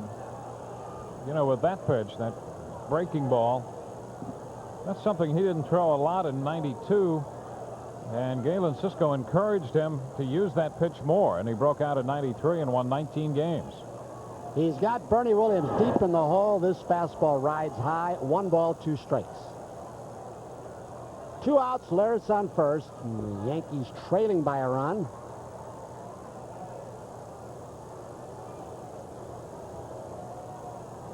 Olerud holding Larrett's on first base. Breaking ball up the middle. Looked like it got a little bit of Pat Henkin's hand. So breaking ball for a base hit. So Bernie now 1 for 3. 2 outs, 2 on for Mike Gallego. There's that 1-2 delivery. Bernie on top of that pitch as it started to break downward, and he got it right back over the mound and back through the middle. I think it was interesting in that super slow-mo when you compare the 2 curveballs we've shown. The 1 curveball, you could not see the rotation even on super slow-mo. That one, you could see the flutter. And because he didn't have the tighter spin, you saw the ball hang up in the strike zone. Didn't have the bite to it. Mike, nothing for 2. Fastball too high from Henkin. Bernie Williams has had some runs. Several months, at least 2.5. Hitting about .330. Driving in runs. There have been times this year he's hit like a number 3 hitter. This breaking ball misses. 2 balls, no strikes to Mike Gallego.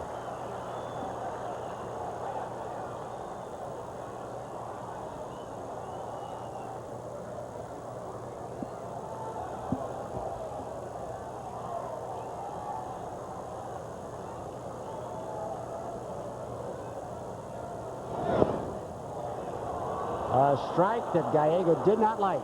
Thought it should have been 3 balls, no strikes.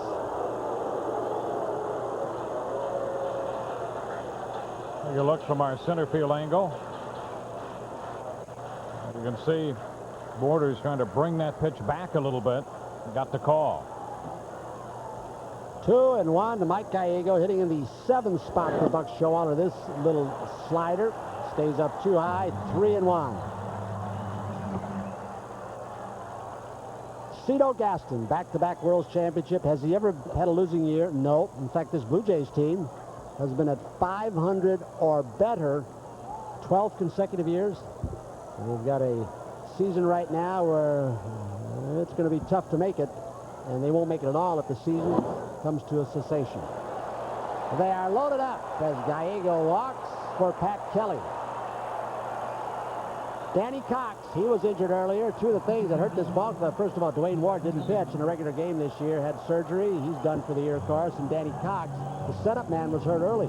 Although Darren Hall, a 30-year-old rookie, has done a good job closing out ball games for him now. But they're not to that point, so Galen Cisco's on his way to the mound. A couple of walks and a base hit in between. There have been times when Henkin has battled his control a bit. But overall, he's been such a solid pitcher for the Blue Jays. He doesn't give you many opportunities. The Yankees have one here with 2 outs in the 6th. Pat Kelly's scheduled. There's your score. Danny Tarble has a 3-run home run, and then the Blue Jays in the 6th. Molitor started with a single. Carter strikes out. Olerud walks. Huff a double. 1 run scored.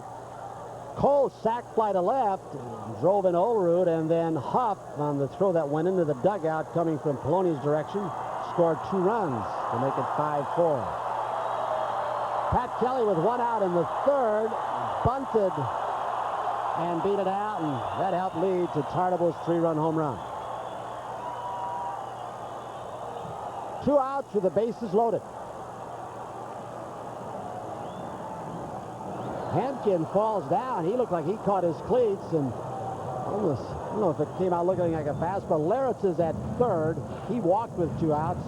Bernie singled to center, and then Gallego just walked. How do you throw that pitch for a strike? He was almost on his way down to his knees when he released that ball.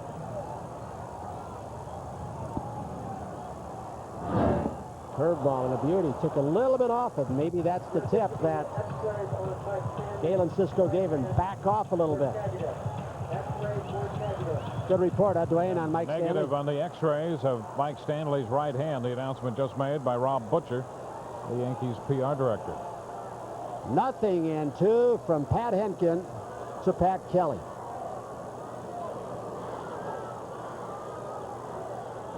Henkin apparently not liking the pitch selection put down by Pat Borders.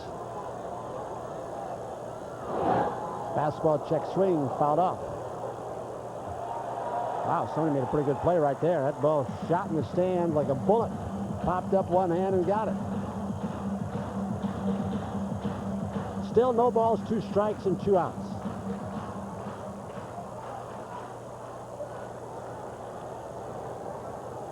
Aside from his bunt single, run scored. Pat struck out in the 5th. Yankees trying to mount a 2-out rally, trailing by 1 here in the bottom of the 6th. Curveball too high, 1-2.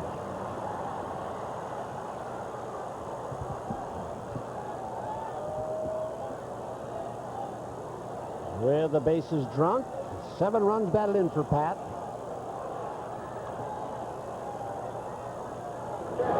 Curveball, it's going to flare in off the 5th. Larrett scores. Bernie scores.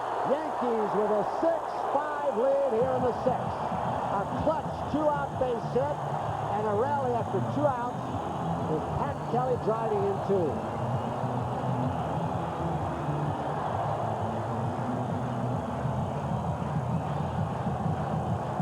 Looked like a hanging curveball. Henkin had made a couple very good pitches.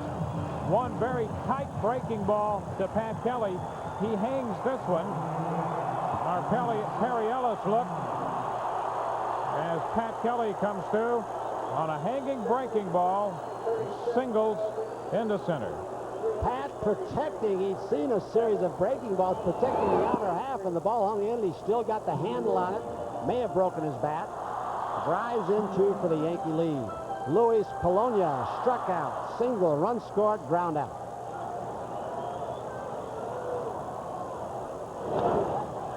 Off Henkin's hand, which deflects it to Schofield. He steps on the bag for the force on Kelly. It might have gone through if not for Henkin's bare hand deflecting it. Yankees come up with a couple in the bottom of the 6th. They lead it 6-5.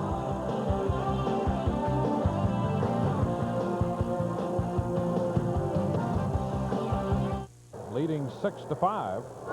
Dick Schofield, Pat Borders, then Dick Schofield, and Domingo Cedeno, the 3 hitters in the inning. Borders taking a strike.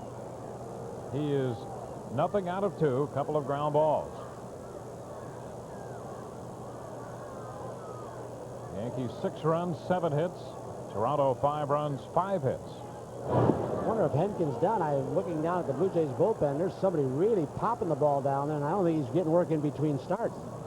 Looks like he's getting ready to come in, doesn't he? Danny Cox? Yep, he was up when the Yankees put the 2 runs on the board in the 6th. Boy, that ball just ran out of sight on Pat Borders. 4th strikeout for Perez. The first out of the 7th. Here's the 0-2 pitch. One of the things that's really prevented Pat Borders from becoming a real good productive hitter. He has his streaks, and you might remember him in the playoffs a couple of years ago in the World Series, but it's that he doesn't take a walk. He swings at a lot of pitches like that. Now the top of the order, Dick Schofield. Schofield's been on twice with a single and a base on balls. Takes the pitch for a ball. Yankees 4 runs in the 3rd and 2 runs in the 6th. They've come back twice today against Pat Henkin. 2 balls and nothing to count. Henkin through 6 innings has made 108 pitches. Melito approaching the 100 pitch mark now. The 2-0, and he throws a strike. 2-1. Trying to get in some kind of rhythm. He had that control problem in the 6th. You don't always know. Sometimes it's the rhythm of the catcher that can upset a pitcher. And that's not that Jim Lehrer doesn't do a good job, but all of a sudden Stanley's got him in a little bit of a groove, and then he gets hurt and goes out in the 5th, and all of a sudden you have a little rough 6th. I'm not sure that's really related, but it could be. Right. A little different pitch selection. You got a rhythm going. It's so, but it's like a shortstop and second baseman working together. Boy, or a manager flashing signs the proper time to third base coach. The catcher and the pitcher rhythm's important. There is ball 4 off the plate in. So that's the 4th walk given up by Perez. Comes with 1 out in the 7th. Billy Connors is going to climb the dugout steps and head to the mound. As See, the while- Yankee bullpen starts to loosen. While he's going out, got to give an old friend a little pop. You know, a guy who never shuts down his acts. Been doing it for 51 years. You see Oh. Max Patkin out here today? Yeah, he's going to be in the New Haven. in the vicinity He's tomorrow, performing right? in New Haven, Connecticut tomorrow night. Gave us a copy. I don't know if I shouldn't say us. He gave me a copy of the book. You know, he'll get you one if you. Yeah, that's right. Gave you an autographed bubblegum card. And I got his commemorative 50th anniversary season. There you go. Should we call this a baseball card? Bubblegum card. I'll might give be you the my right thing. copy of the book when I finish it. Crown Prince of Baseball. Stan Hockman, a good baseball writer from the Philadelphia area, one who collaborated with Max on it. So Max is in New Haven tomorrow. I hope you'll stop in. He's still funny as heck. Now Domingo Cedeno bats for the first time in this game. The pitch is too low to him. 1 on, 1 out. We're in the 7th. There is a little better than 100 pitches now, and Bob Wickman is busy in the Yankee bullpen. This guy's a pretty good player right here. I think it's a name. Plays second, plays short.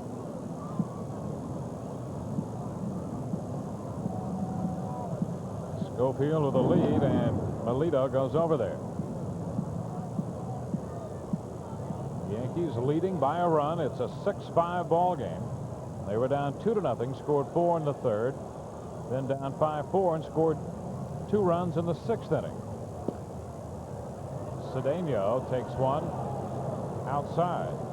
2 balls and no strikes. Domingo Cedeno out of the Dominican Republic.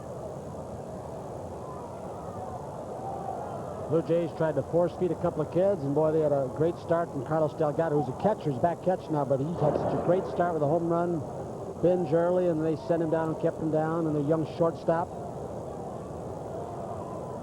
Domingo Martinez, they thought he'd be ready this year. They keep getting good young prospects in this organization. Even though they've had that success for so many years, they have a great scouting staff.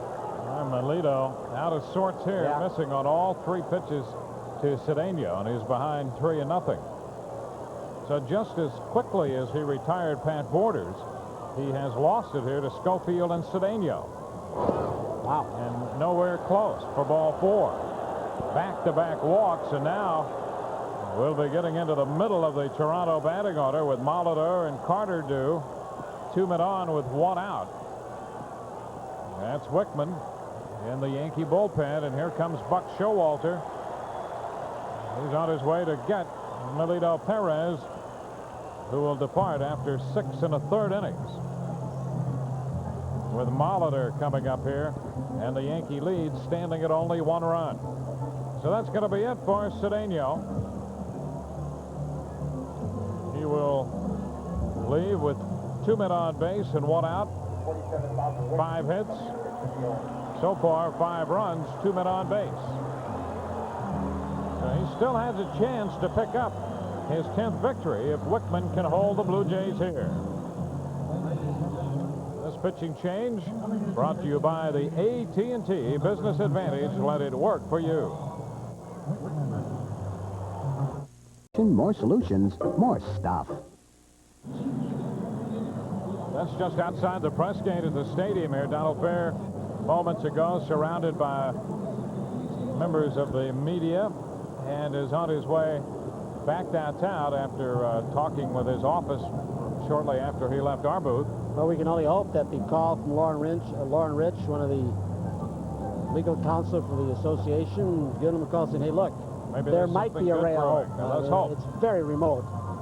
Bob Wickman, who is appearing in his 53rd ball game, and you know every team needs a horse like this. I mean, with that great sinker and the 4-seamer and a little slider. I remember the days when the Red Sox had Bob Stanley would pitch in relief 100 innings and spot start. And you get a guy like this can eat up innings and pitch as effectively as Bob has, you got something. Well, he's got his work cut out for him with Cedeno at first and Schofield at second base, 1 out, and Paul Molitor due. Molitor backed up by Carter. You got to be careful because with Molitor's bat control, instead of a double play, Cito Gaston could start these 2 runners. He's got a 1-run. He's down by 1 run, but Molitor can hit and run, even runners on first and second. And the first pitch picks up the outside corner for a strike. Molitor has grounded into 12 double plays this year. You know, the Blue Jays have grounded into 95 double plays. It's a team that is supposed to be built around speed for the artificial surface. Yep. And there's a chop. Going to be tough. Kelly goes to first out there, and the runners advance. Not hit hard enough to give the Yankees any chance at 2, and Kelly had to make a nice play on the flip back to Mattingly to get Molitor for the second out of the inning. It's one of those plays when you say it's going to be tough, and you did until you look up and say, hey, forgot who's playing there. That's right. Pat. And that he specialized in that, but among others, going back on pop-ups, ranging to his left, quick on the DP. Second and third, and Joe Carter. Well, this has been every much as good a game as we've seen in this homestand so far. Had some outstanding games with ball to ball. And now Carter pops it up. Mel Mattingly gets there, drops out of his reach. Mattingly digging after that one as Wickman made a good pitch and jammed Carter, got him with that little humpback pop-up just out of the reach in foul territory, out of the reach of Mattingly. It was a similar pitch that Perez got him in the third when he fouled out to Mattingly. Yep. That time Carter was ahead in the count, and they busted him inside, and Wickman starts him off right in the same area. 2 men in scoring position with Joe Carter and 102 RBIs in the batter's box. Fastball in. 1 ball, 1 strike. The Yankees holding on to a 1-run lead.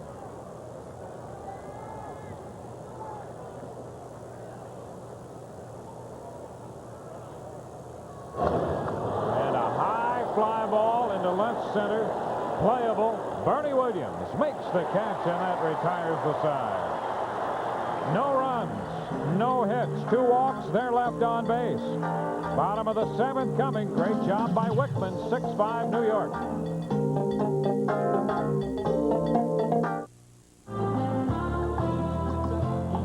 New York Yankees baseball is brought to you in part by your local Chrysler Plymouth dealer.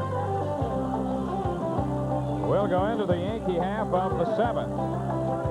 And the Blue Jays have a new pitcher, right-hander Danny Cox. Cox last year 7-6 and a couple saves for the Blue Jays. 10th appearance of the year, 1-1 so far. Takes over for Pat Hinkin.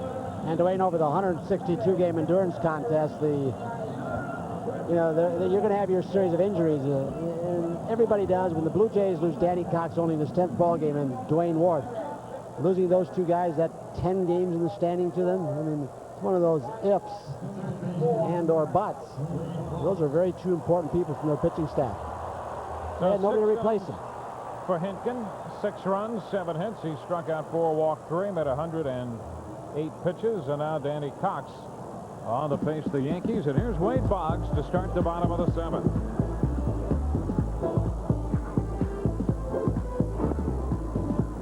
That pitch is in for a strike. Danny Cox, originally with the Cardinals. Well, he had some good years there, too, didn't he? And then the elbow. And won 18 games in 1985 with St. Louis. Then went to the Phillies, Pittsburgh, and now the Blue Jays. This is Coles in left, and Wade is now 1 for 3. He had doubled in the 5th inning. And a sacrifice fly in the 3rd. Skies to left. Here's Paul O'Neill. I remember seeing Cox with the Cardinals and saw him quite a few times, and he had a great changeup. It's almost like he's throwing harder now, to me anyway, than before he had the surgery and the arm problems. Swing and a miss, and he had the that ligament transfer operation in his right elbow. That was 89.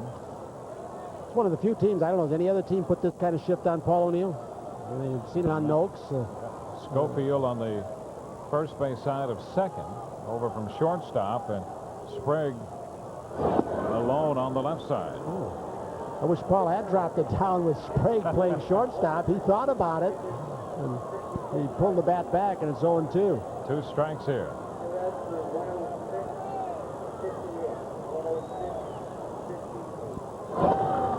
Ground ball, right side, and off the glove of Cedeno. It's be interesting scoring right In the here. right field. Yes, it will be. It's got to be a hit. Give him a hit. I'd give him a hit. I think so, too. You gonna give him a hit? Looked like he was kind of No, gliding. give him an error. He was gliding to get it. It's a tough play. I mean, he's drifting back to the outfield. It's a tough play. I could see it either way. I'd have given him a hit. Well, Mattingly got the error last night. I guess you've got to give him an error here.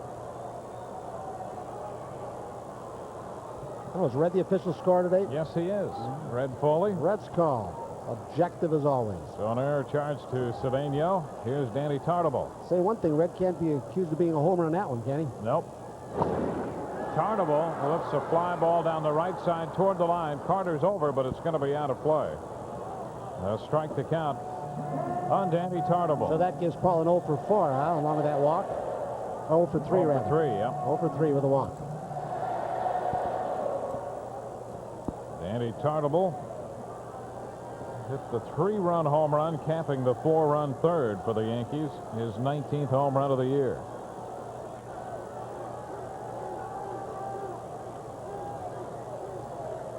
Facing 34-year-old right-hander Danny Cox in relief of Pat Hemken. O'Neill back in at first base.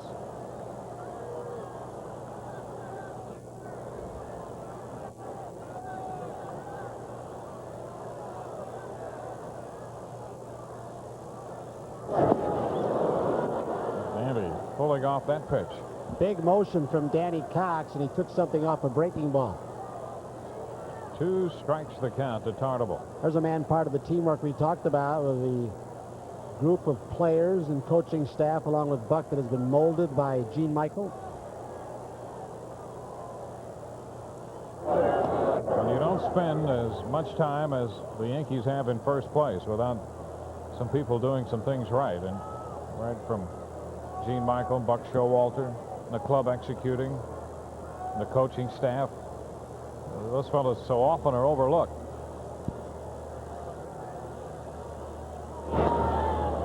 Ground ball third. Sprague goes to second. Out there over to first. Not in time. Ball not hit hard enough to give the Blue Jays a chance to turn the double play as O'Neill is forced at second. And it wasn't hit directly at Sprague. He had to roll for it on the high bounder. That lost it right there. How do you think they're feeling in Detroit right now? The possibility this is the last day and they're in a rain delay. Milwaukee at the Tigers.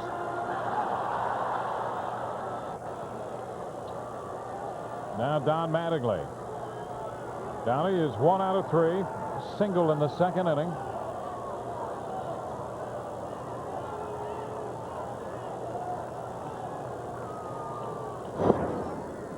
And the pitch is low, ball 1. Sprague to Cedeno and the chopper by Tartable. Ooh. Larry McCoy, the second base umpire, very charitable. You know, that's the way Mazeroski. I remember when Danny Ainge, the basketball player, was with the Blue Jays, this team, and they were working at second base at 6'6". And we went to Seattle, and I introduced him to Bill Mazeroski, was coaching there. And Mazeroski had Danny out early one afternoon before a night game in the Dome. And he said, well, here's what you do. He said, when you approach the bag, put your foot in the bag. Now the umpire's already seen you touch it. Yep. And then you can do anything you want. And so when the ball's in the way, the umpire sees you with a foot on the bag, and that was one of Maz's tricks. Put your left foot in. Put your left foot, and the ball be on the way. The umpire already saw him. He didn't have the ball yet. Well, he made a little move, but didn't quite get there. It didn't appear. Cedeno. So somebody in the Dominican is teaching that same technique, the Mazeroski technique, huh? Danny Ainge couldn't catch on to it. He was just too tall. Plus, he had trouble hitting. He can sure shoot the three-pointer, can he? Yes, he could. And still can. 1-1 to count on Mattingly. So Tartable's at first with 2 outs. We're in the bottom of the 7th with the Yankees leading 6-5. One of those gambles that didn't work for Pat Gillick when they signed Ainge. He didn't pan out, went back to basketball. They did it with John Oler, the man you just saw. I didn't know if he was going to play after the brain aneurysm. Took a chance, and boy, he's become some hitter. Then there's some discussion whether he would pitch or hit. Sure. First instructionally, he was going to do both. Didn't last very long. Not a play, no. They're pretty happy with the way things have worked out with him playing first base. I don't know if that's discussed at the swing or it's just, again, the right hand. It could very well be the right hand. Yeah, you can see him hitting that hand on the side there. And I think that's why, along with the possibility of the work stoppage, that hand where he cannot produce at the level that he once did. And one of the reasons where the thoughts have to go through Don Mattingly's mind. 2-2 the count. 2 out, Carnival at first.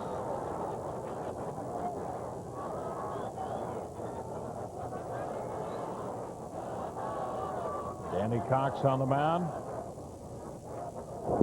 Wide.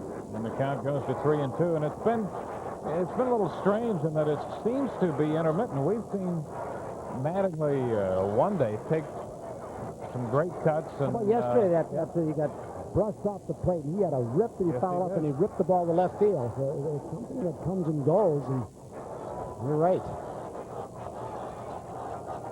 Full count.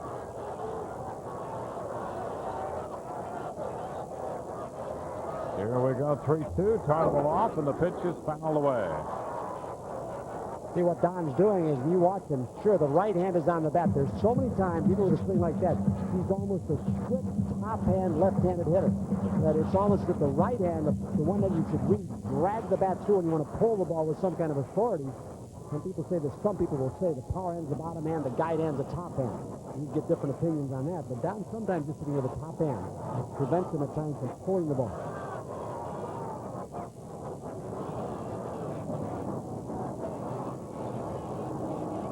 3-2 again. And he's under this one, lifting it into right. Not too deep, and Carter's there to make the catch to retire the Yankees in the 7th. No runs, an error, a man left. On to the 8th. Yankees 6, Blue Jays 5.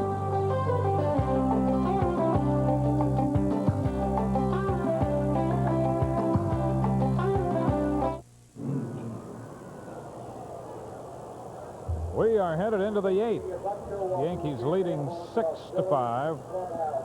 John Olerud leads off against Bob Wickman. Wickman, a great job of getting out of that spot in the 7th inning, inheriting 2 base runners and leaving them both. A ball, no strikes to count to Olerud. He has singled and walked and scored 2 runs. Officially is 1 out of 2. There's a strike on the edge. Wickman was in the game against Baltimore on Tuesday, pitched 2 1/3 and made 33 pitches in that one.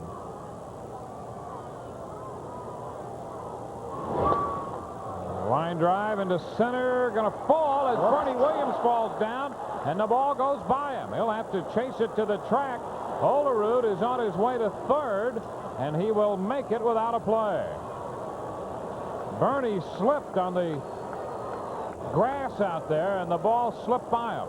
I don't think there's any question on this day where the sun is in and out, but when the sun comes out like this, that Bernie's having difficulty with the glasses down, picking up the ball and getting a good jump. He got a little late start coming out of the white shirts, then the ball sinks as he tried to back off and at least try and block it, but it didn't work. So Olerud winds up at 3rd base to lead off the 8th. Tying run at 3rd with nobody out, and Wickman's in another big spot. They'll give Olerud a triple. That's his 2nd of the year, and the first pitch to Huff is a strike. Infield plays back, except for Boggs, who'll come home if the ball's hit to him, and Mattingly might also at first base. He's playing about halfway. There's a strike to Huff, and Wickman is quickly ahead 0-2. Huff with a run batted in on the double in the 6th inning.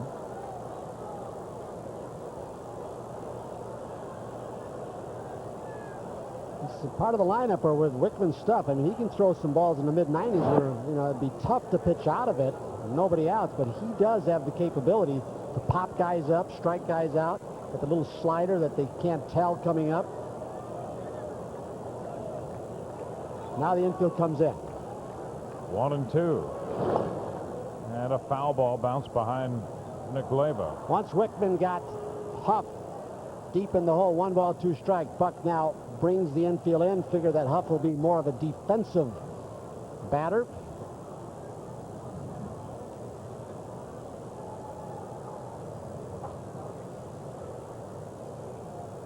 A 1-run game in the 8th. The 1-2. Nice stop right there by Larritz, shifting down to his right.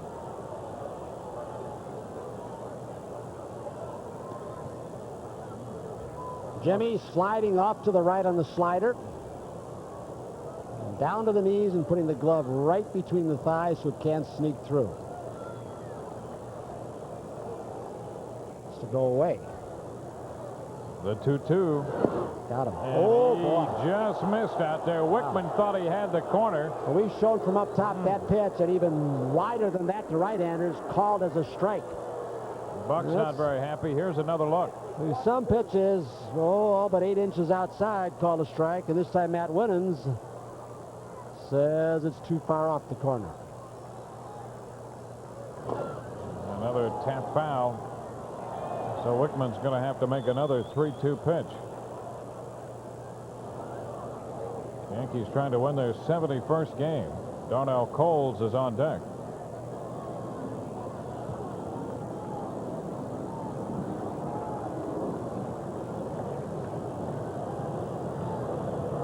The 3-2 again to Huff. Ground ball. That's knocked down. Look at this. Gallego's going to throw him out. Pat Kelly deflected it. Gallego was there to make the play. And Olerud is still at third base. How about that? Wait, is that a 1-4-6-3? Did Wickman get a part of this? Watch Wickman. I don't think he touched it. Now look at Pat, just trying to keep it in the infield, and Mike very alertly picks it up. Olerud is frozen as with nobody out. Perry Ellis, look. Perry Ellis, you got yourself a good one right here. Pat Kelly tries to keep it in the infield. No outs. Olerud's not going anywhere. What a play. That is some play indeed. And here's Darnell Coles. Down to third fair. Shot by Boggs. The run will score.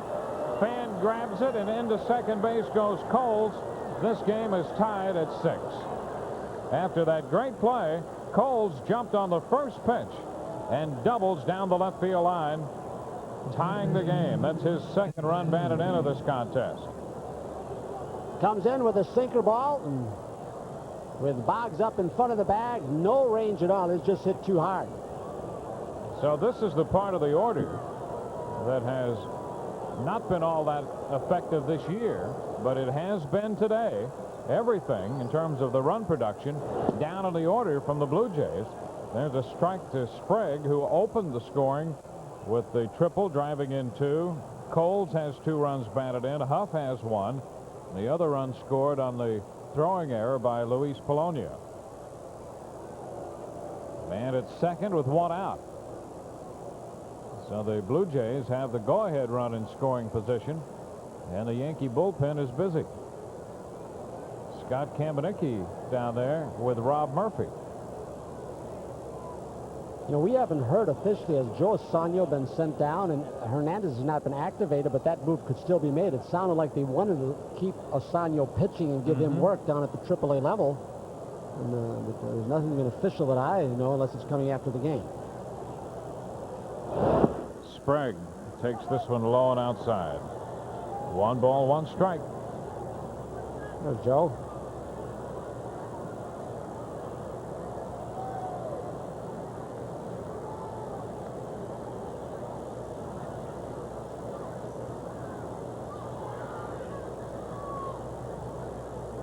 One and 1. Turn again, but no move back to second base. Coles getting back in there. You know, I think some of the opposition teams are finding out gradually. Wickman doesn't like to throw the bases. You know, we've seen him balls hit back to him. He'll underhand it to first sometimes, and his ball moves so much. Sometimes I think he gets a little vapor lock, a little mental lock, throwing to first or on pickoffs or second.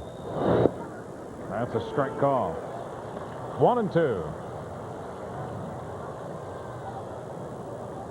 Imagine how hard it is for a catcher, the way his ball moves, but if you're a second baseman on the move for a pickoff, right. how difficult that is to try and catch that hard sinker ball. Sometimes it sails, too. 6-7-1 for the Blue Jays, 6-7-1 for the Yankees. And Wickman again stepping off. The Yankees have left 5 men on base, and to this point the Blue Jays have stranded 5. They have Coles at second, 1 out in the 8th. Too high. 2-2.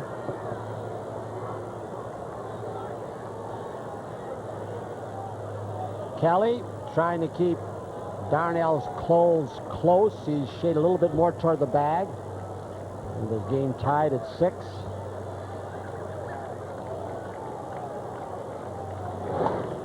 And Sprague fouls it out of play. Holding the count at 2 balls and 2 strikes. Boy, there have been some great one-handed catches in the stands. There's another one on the upper deck.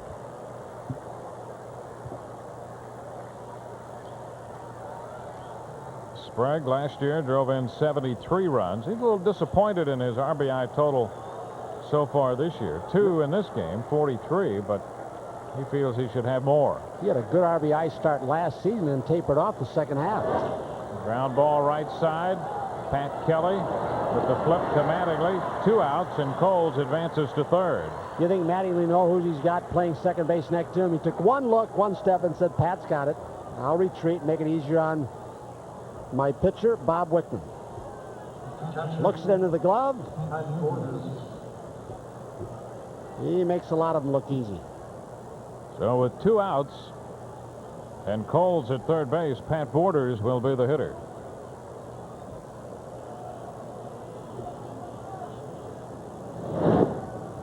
Blocked by Larretz. 1 ball to no strikes. Pat Borders 0 for 3. He chased a Melito Perez forkball in the 7th inning and struck out. Facing Wickman in the 8th. Look out, foul ball. Out of play, and the count is 1-1. That wasn't a good barehanded catch. That was a third baseman's play. Off the chest and then pick it off the ground.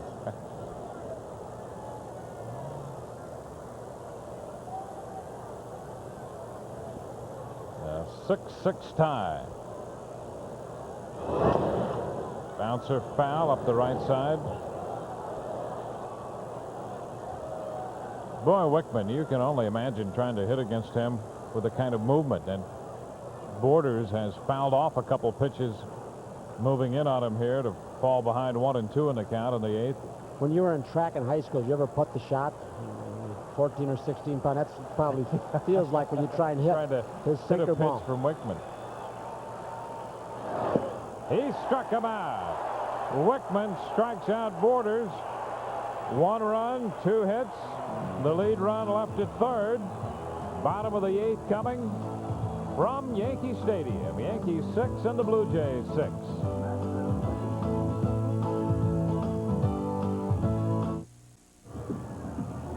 We're back at Yankee Stadium, bottom of the 8th, tied this afternoon 6-6. Our Heineken highlight from yesterday. Final game of the series against Baltimore. Rafael Palmeiro connecting off Terry Mulholland in the 8th inning. Palmeiro had 5 runs batted in last night on 4 hits, including his 23rd home run of the year.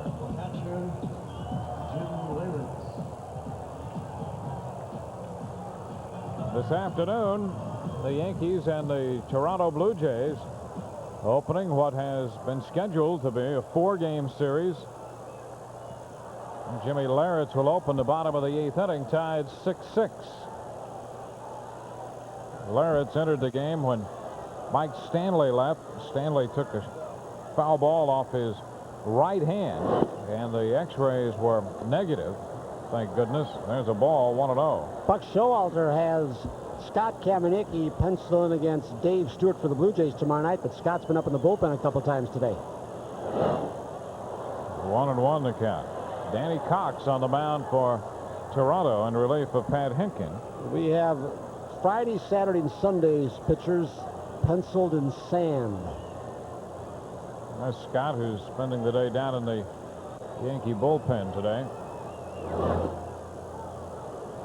2 balls, 1 strike to count.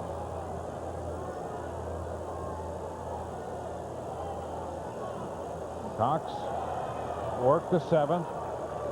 Left a man on. He's 2-1 with Larritz. Cox 1-1 on the year with a 172 earned run average. This is his 10th appearance. He saved 3 games to go with that victory and picks up a strike as Larritz watched that one all the way in. 2-2. Blue Jays third baseman Ned Sprague with this tie ball game. As we looked at this pitch, a pitch that really, again, you know, I don't know about the consistency of Matt Winans strike zone, but Sprague at third is right on the line. Wants to take the double away. Larritz doesn't pull the ball in that area too often. Ground ball, but hey, right there. How about to that? Him this time. And Sprague makes the throw to Olerud to get Jimmy Larritz. Off-speed pitch. He was way out in front, even though the ball was down and away. Fooled by it, and they have the defense positioned very properly. I believe Bob Baylor positioned some of the defense. Also, Nick Leva, he works on that, and he had him right in a great spot. One out, here's Bernie Williams. Percentage baseball that paid off that time. Bernie has a single and a run scored. That came in the 6th. And Cox throws a strike.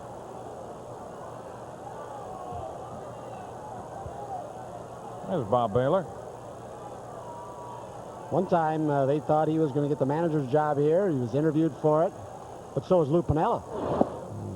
Let Jimmy Williams go and ended up going with Cito Gaston, who's been so successful. And just lets his guys play, incorporates enough strategy and the proper amount of discipline and keep his players going over 162. Baylor was one of the expansion player drafts for the Blue Jays and hit 300. He was a rookie. 1 ball, 1 strike. Was he their first pick? You know, he might have been. I think he might. I was just thinking. You know, Bill Singer was in there, too. One of the pitchers was high, you know, in the expansion draft. But I think Bobby was first out of the Orioles organization. He was stuck behind Mark Blanchard. Great defensive shortstop. Foul out of play, so the count 1 ball and 2 strikes.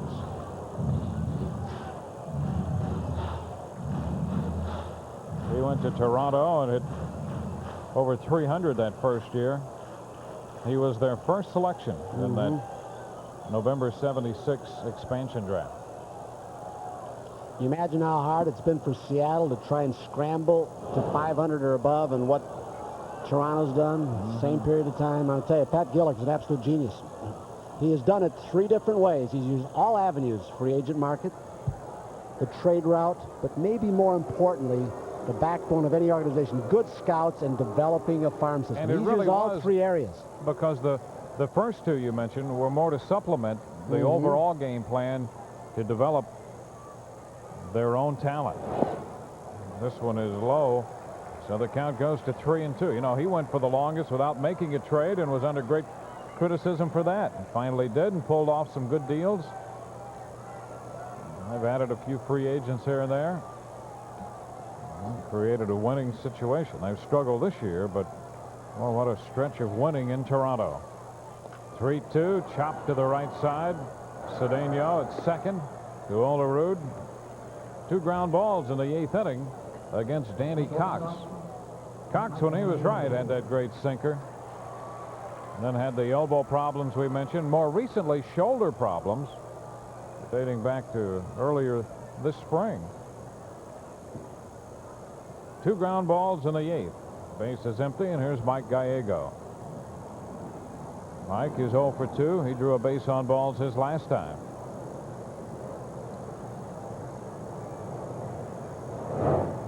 This one is too low. Ball 1. We heard Buck Showalter at the beginning of the day speaking about his reactions to this day. Mixed feelings. Of course, he's preparing as if there will be tomorrow and beyond the series in Kansas City following this homestand, but oh, Gallego is hit by that pitch.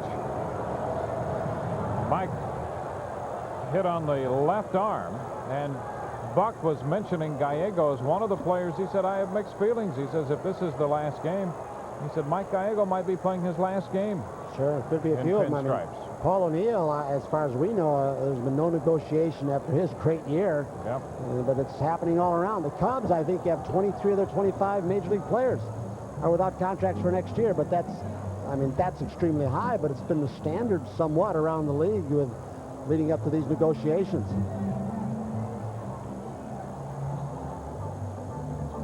So Mike Gallego hit by a pitch. The Yankees lost Mike Stanley from this game. Fortunately, the x-rays on Stanley's hand were negative. And boy, when he was hit, watching his reaction, I thought for sure that there might be at least a fracture in there, but the x-rays for Stanley were negative, and Mike Gallego hit by a pitch here in the 8th inning.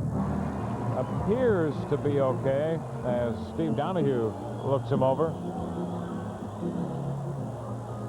You know, I think there's another thing. You know, when you look at Buck, Steve Howe now, not yet throwing, he's just about ready to start in case the Yankees take a lead and come in and try and close it out.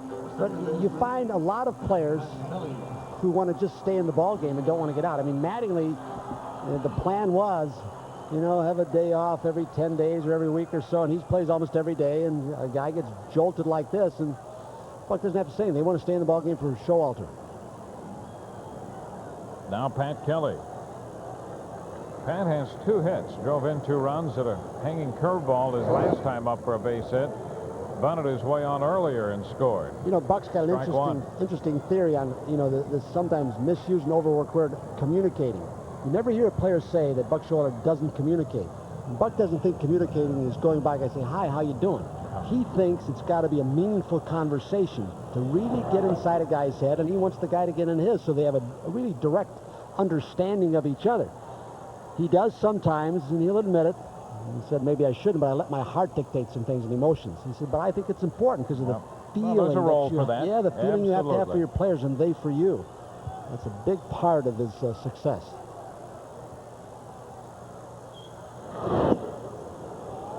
One ball, one strike. Comes from Mrs. Showalter, of course. That's right. Mom Showalter. Yep.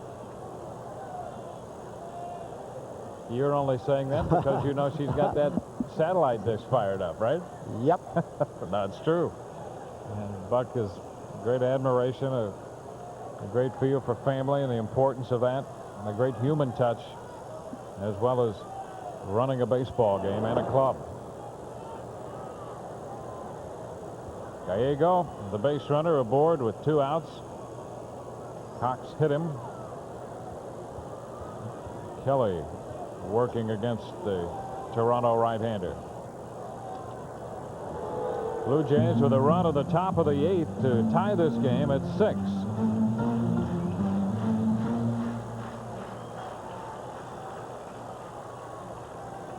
You talking on the line. Sprague is really on the line now because a double in the left field corner could score Gallego from first, and I would believe that Olerud's going to stay right there too instead of not really get off the bag. He's going to protect it. And a strike call. Well, Kelly didn't like that call. Puts him behind in the count. 1 ball and 2 strikes.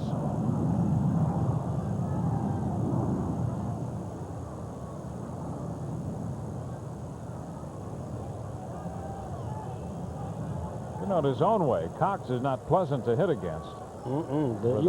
Yeah. Sinker, and he'll throw a little bit across his body at times. And this one popped up. Foul ball, and Olerud is under it. The Yankees are finished in the 8th inning. No runs, a hit batsman, a man left. We're headed into the 9th. Toronto 6 and the Yankees 6.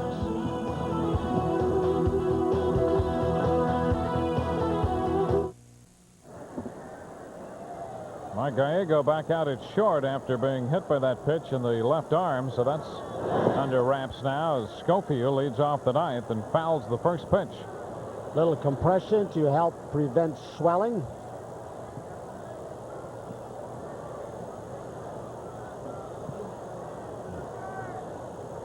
One strike to count to Schofield. Count is 1-1. Schofield's had a nice day in the leadoff spot. He hadn't scored any, but he's been on base 3 times with a steal, and those walks in the 5th and 7th, they don't lead directly to scoring, but they kind of turn the lineup around and help some of the other hitters down lower in the lineup get a crack. Forced Melito to throw a few more pitches than he perhaps wanted, was pushed out of the game. Wickman is ahead. A ball and 2 strikes now.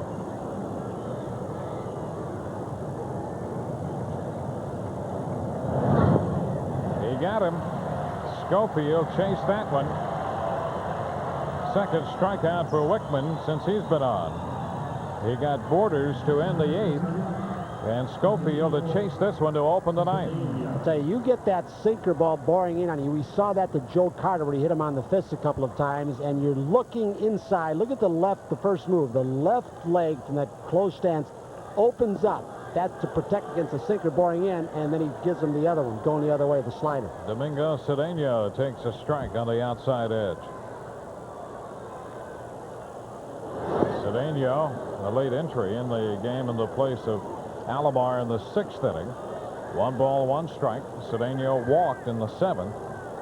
Walked on 4 pitches, and that was the last man Perez faced in this game. 2 balls and a strike.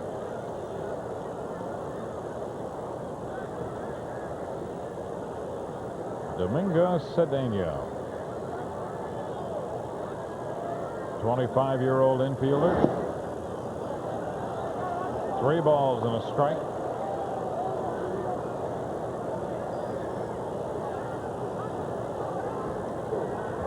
Ninth inning, all tied 6-6. And Cedeno walks for the 2nd straight time. 6 walks issued by Yankee pitching. That's something the Blue Jays have not done a lot of this year. They have not been a walking team. They're down 11th in the league in that department. .336 on base percentage, 40 points lower thereabouts than the Yankees. And it's one of the reasons the Yankees have more big innings than the Blue Jays. Here's Paul Molitor. More big innings than most.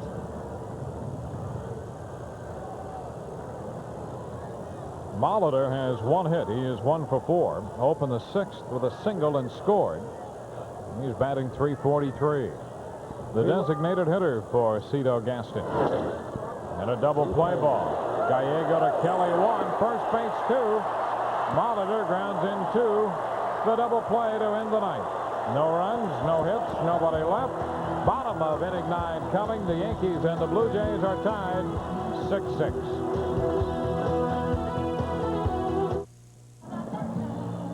Bottom of the 9th from Yankee Stadium, tied 6-6.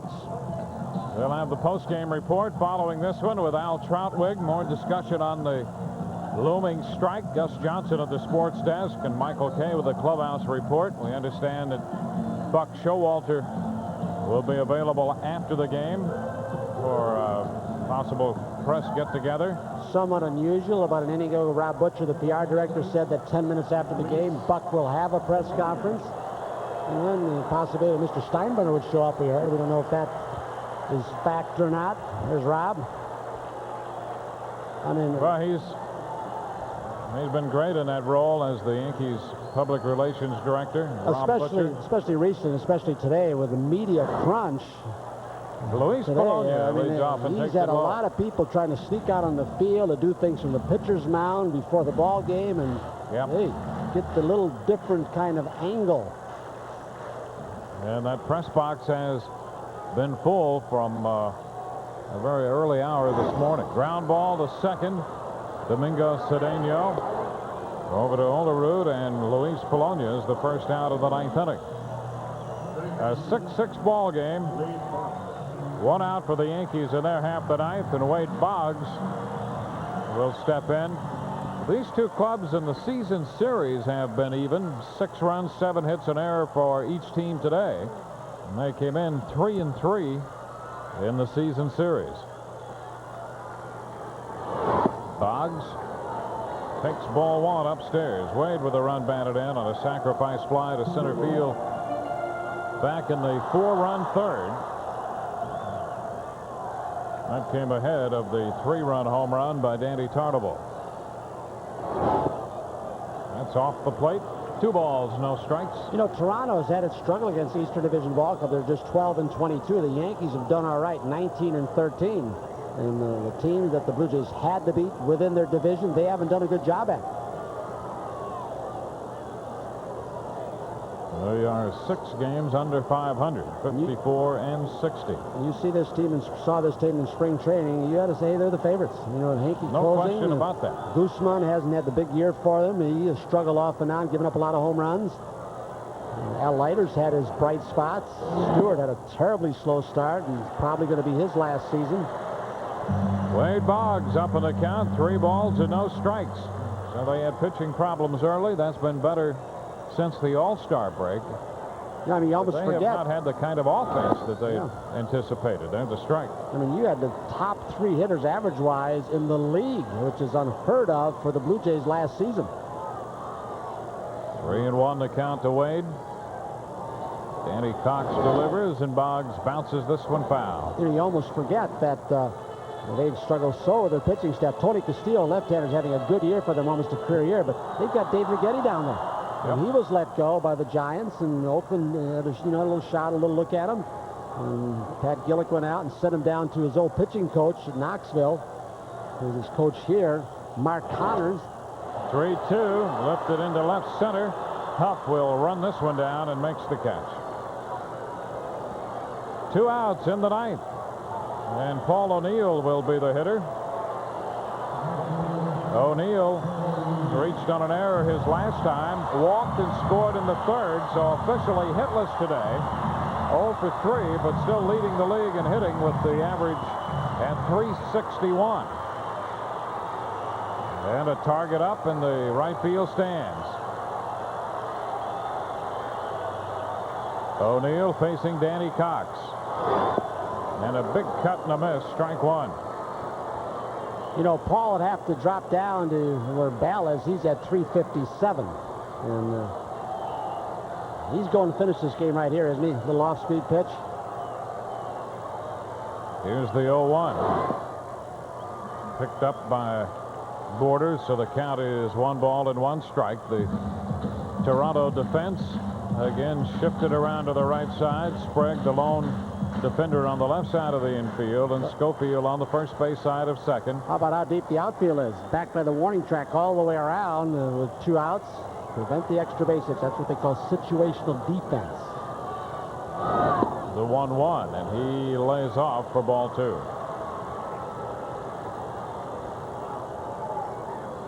Tarnable would be next, should O'Neill keep this thing going. In the 9th, the 2-1. Ball 3, and now Cox thought he had a strike. An extra look just to check. He checked with the home plate umpire whether it was a little wide or too low, and he said it was a little too far down. Here's the 3-1. And a big chopper, fair ball, Olerud with Cox over to cover. So the Yankees are out in the 9th. 1, 2, 3. So on the eve of the strike deadline, the Yankees and the Blue Jays will continue to play. Into extra innings we go, tied 6-6.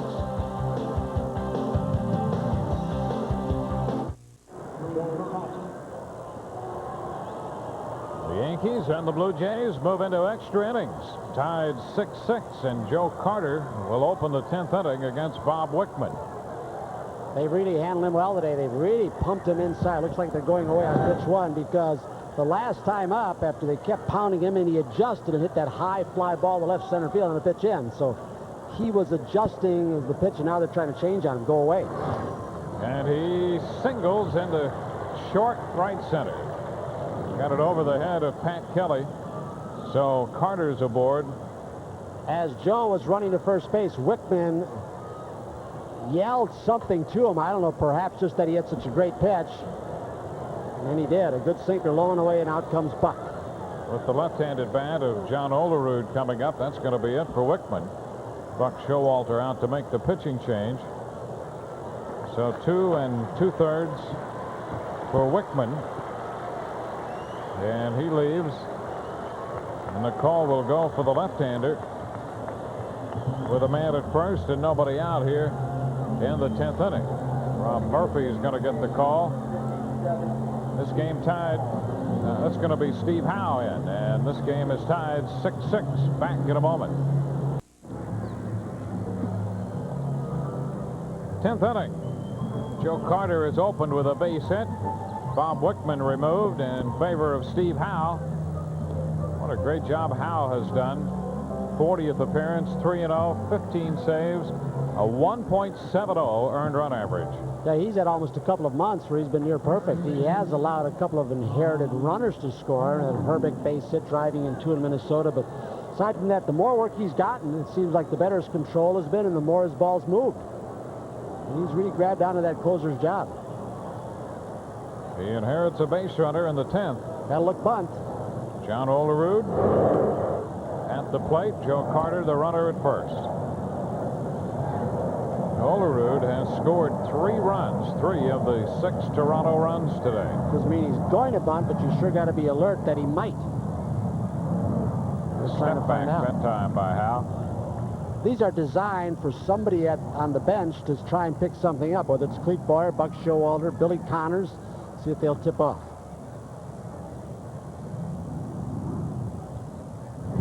Olerud, no signs there, and he offered, says third base umpire Jim Evans. Strike 1. John Olerud is going to get around in a hurry and try and pull the ball through the right side, and by trying to start his bat in the hips, he couldn't check it on the... Boy, that ball running on him. Some of the pitches that Howe and Wickman have made in terms of movement and running in to hitters have been tough pitches. Foul, out of play. 2 strikes.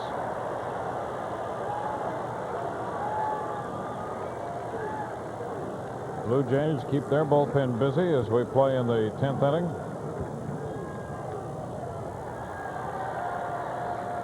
That's Darren Hall, their closer, and Woody Williams, who's been pitching very well after a slow start. Hall's become their closer. 0-2 the count to Olerud. Strike call. Howe threaded the needle on the outside corner and gets Olerud looking. You wonder how much, Dwayne, that first pitch of the series, way inside where he couldn't check his swing, had to do with him giving the outside part of the plate where he did. He makes a perfect pitch on the edge. Or at least near it. That's the first out in the 10th. Here's Mike Huff. Huff's been on base a couple times. Drove in a run with a 2-base hit in the 6th. He bunts foul straight back behind the plate umpire. 1 strike. Got to remember, too, Joe Carter's 11 for 11 in steals this year. And this is not, as you said, the kind of base stealing team you would expect with the numbers at this point. But Joe is one of those sneaky stealers. Now, you know, one time he was the 30 stolen base man, in spite of his power, too. And he's curtailed that a little bit, but he kind of sneaks off on you when you're not paying attention.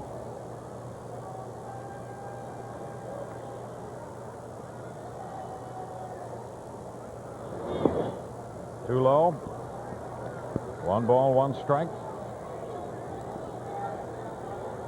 Huff's been a good pickup by the Toronto Ball Club. Out of the Dodger system. Spent some time in Cleveland with the White Sox. Now in Toronto. That's a strike on that corner. 1 ball, 2 strikes. We talk so much about Jimmy Key using both sides of the plate. Well, it's for a starter, sometimes it's easier to do that. You know, you can get a little room to play with, but Howe uses both sides of the plate very well. Jimmy Key, who had one of his worst outings of the year. His last time out. Now the 1-2. Oh, my. Howe just missed the edge this time. Came right back in there. And the count goes to 2 balls, 2 strikes. You wonder how Huff laid off this pitch. Starts backing off.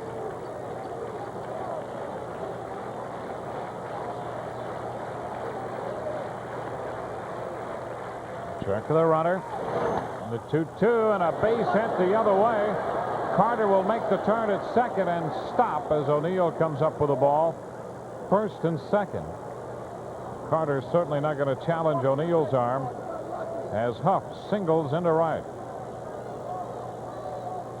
This troublesome part of the order. You talk about inside outing, and how's that? It's the pitch that Howe probably wanted to make. Joe gave a little false start to try and move a defender out, and then the ball shoots right in front of him, but he's not going to challenge Paul's arm.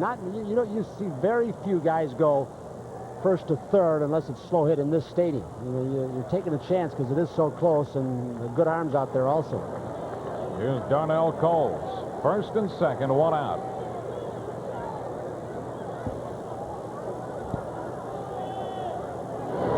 Coles takes the first pitch for a strike. He has 2 runs batted in. 15 on the year for Coles. Getting the start in left field for Cito Gaston's Blue Jays today. Batting in the 10th with 2 men on and 1 out. Time call by Coles. You start thinking of pinch hitters down in the order for the Blue Jays, but Cito doesn't have a whole lot of people to work with on his bench. With Devon White injured, I guess he could pinch hit. Domingo Cedeno already replaced Alomar at second base earlier in the game. He's got Randy Knorr, Rob Butler, left-handed hitter. Coles pops it up. That's foul and will go out of play. And that's something that the Blue Jays just haven't done under Cito Gaston much at all. He's had through the years there, pretty set lineup. It's been a little different at times this year because of some injuries, but still, they don't go to the bench that often. Cito's had a lot of his troop, those 2 World Championship years, play a lot of innings. The 2-strike pitch. Fly ball into center. Bernie Williams is there. 2 gone, and the runners hold. There's a big surprise right there. The Joe Carter veteran doesn't tag up and go to third base where he could score on an infield hit, an infield error. If he's on third or second base, you almost got to get a base hit. And right there, on Bernie's arm and stuff, as deep as this is, Joe just satisfied and stayed at second. I think he's got to tag up on this toward right center field and go to third. He's got wild pitches, pass balls, a lot of ways you can score from third. 2 men on, 2 men out, and here is Ed Sprague. Strike call. Sprague with 2 runs batted in. He is 1 for 4. That triple came in the 2nd inning, his first time up today.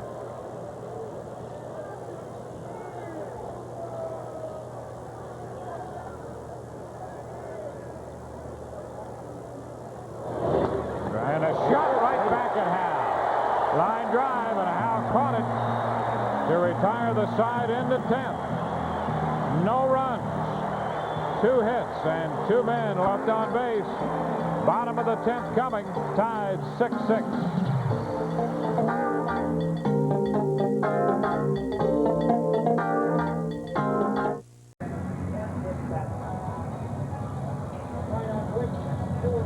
Bottom of the 10th coming. The Yankees tied 6-6 with the Toronto Blue Jays, and Woody Williams is 1-3 overall, but has pitched very well since being recalled from the minor leagues, on for the 38th time and earned an average of .377.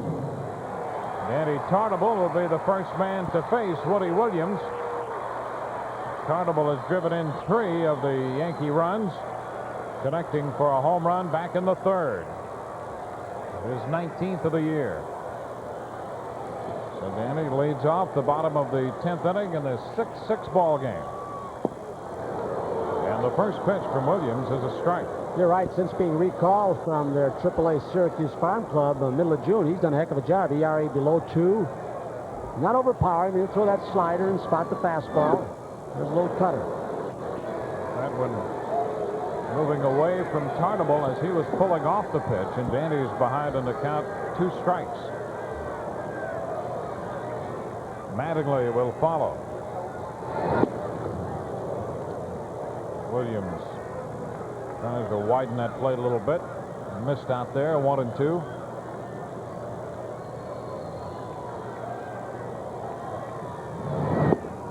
Strike, 3 call, and Tartabull's not happy. He thought that pitch was off the plate.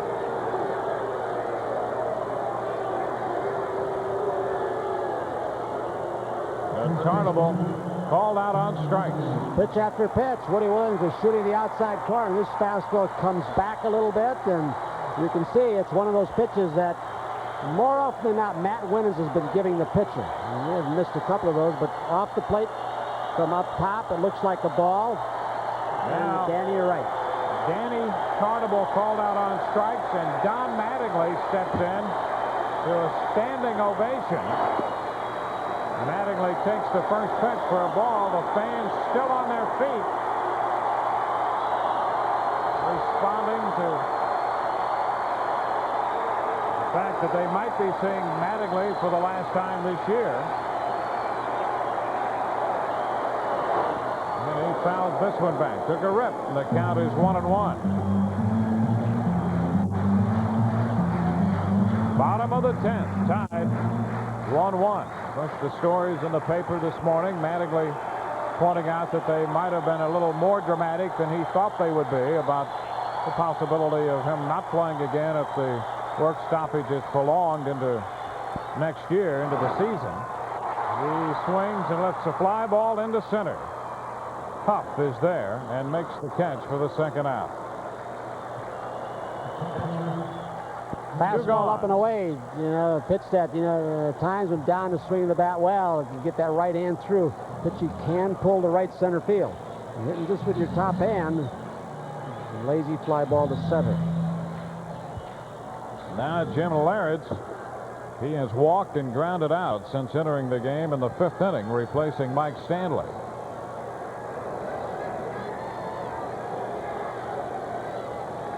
Jimmy hitting .266. And the pitch is a strike.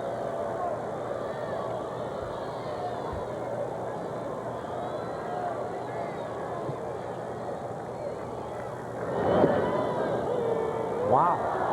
Is that a white strike zone or what? Lawrence is really upset. Tarnable was angry that he was called out on strikes on that pitch wide. And Lawrence not very appreciative of this call. I mean, as far as Jimmy Lawrence stands off the plate, even though he dives in, he can't even reach that pitch.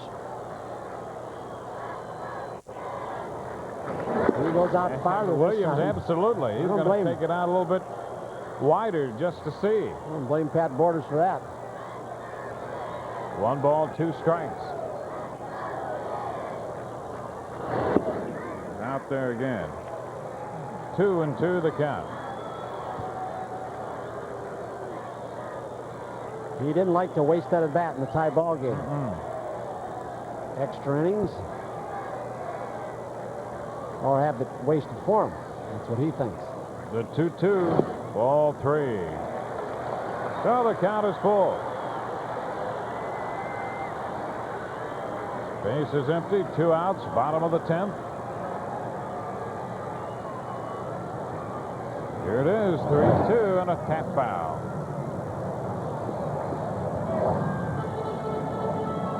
Bernie Williams would be next should Lawrence keep the inning going.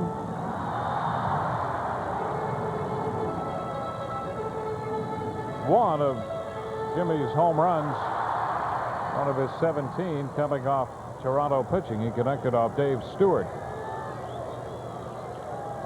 The 3-2 again, and he strikes out. Woody Williams takes care of Lawrence, and the Yankees are gone 1-2-3 in the 10th. On to inning 11, tied 6-6.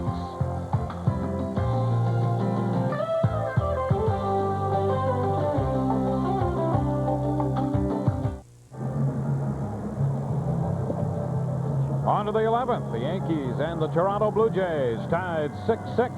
Steve Howe and Woody Williams hooked up in this one.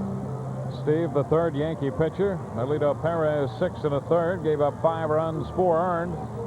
Bob Wickman charged with a run in 2 2/3. Howe came on, picked up a strikeout, gave up a base hit in the 10th, and then got Coles and Sprague. So we go into the 11th inning, and Pat Borders leads off against Howe. Borders, the Toronto catcher, hitting 9th in Cito Gaston's lineup, and he's 0 for 4. Porter's hitting .249 for the year.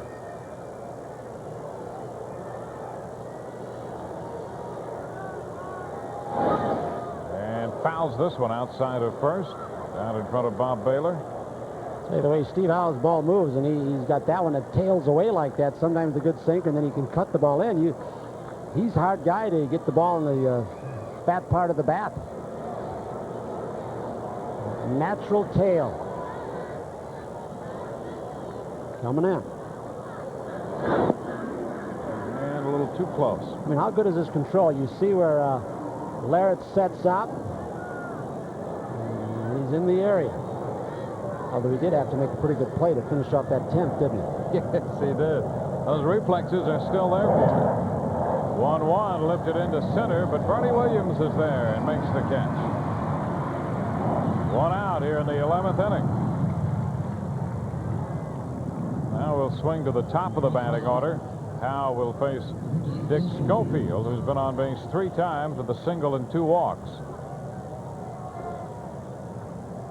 They thought last year that Schofield might not come back and play. In fact, I don't think he fit in their plans when he had that shattered wrist, and a long rehab, and some of the other people didn't. They let Tony Fernandez go. He's played some third base for Cincinnati now and done a pretty good job. And the kid shortstop didn't make it. He's been playing a lot. Schofield takes the first pitch down and in. They had another young prospect, Eddie Zosky, a #1 choice a few years ago, who didn't pan out, still banging around in their minor league system. So they go out and get Schofield for insurance. He's getting a lot of playing time. Foul ball into the seats. Runs the count to 1-1. This game has been tied since the 8th when Darnell Coles doubled home John Olerud. They're in the 11th inning. 2 balls and a strike. The Yankees this year in extra inning games have won 7 and dropped 3. High fly ball, not too deep to right. And Paul O'Neill makes the catch. 2 outs. Another case where, as a hitter, you think you're right on that fastball, and it tails off to the end of your bat. Late movement. So the bases are empty as Domingo Cedeno bats against Steve Howe. Blue Jays are 2-6 in extra innings.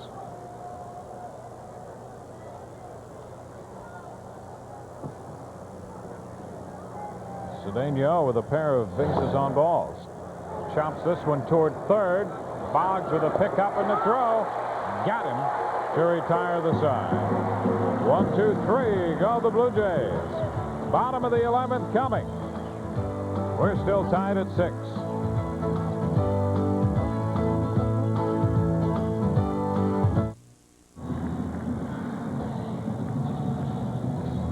Bottom of the 11th inning. The Yankees tied 6-6. Bernie Williams will lead off against Woody Williams, who retired the Yankees in order in the 10th inning and picked up 2 strikeouts.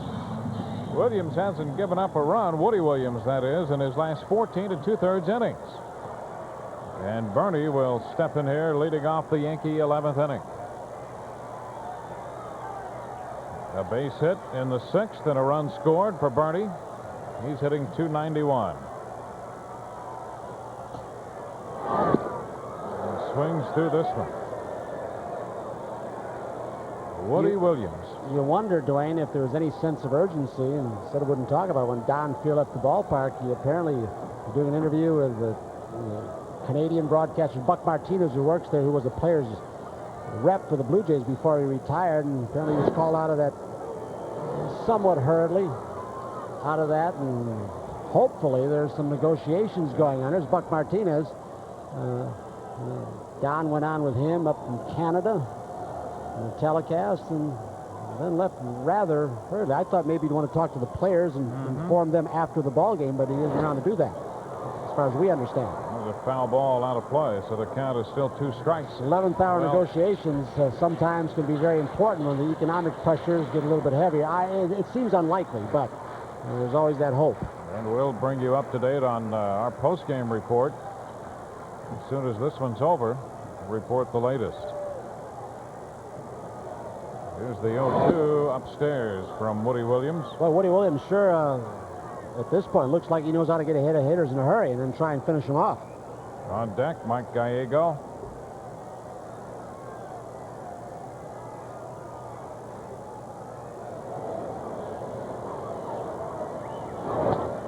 And a fly ball into left. Coles is there waiting. And Bernie is the first out in the 11th inning for the Yankees. There are some powerful left-handed bats on the bench for Buck Showalter if he elects to pinch hit for the 8th and 9th. He's not going to hit for Gallego, obviously, now as he steps in. But Noakes and Boston are there from the left side. So Gallego, who was hit by a pitch his last time, Danny Cox hit him. He's also walked today. There's Darrell Boston on deck, one of those left-handed bats of which you speak. Boston and Noakes, Velarde and Gerald Williams from the right side. Left on the Yankee bench, Pat Kelly on deck. 1 strike to count to Mike Gallego, who swings through this one. Well, Williams has tuned it up a bit from the last time we saw him. Very aggressive in the strike zone, jumping ahead of guys. 0-2 the count. Upstairs.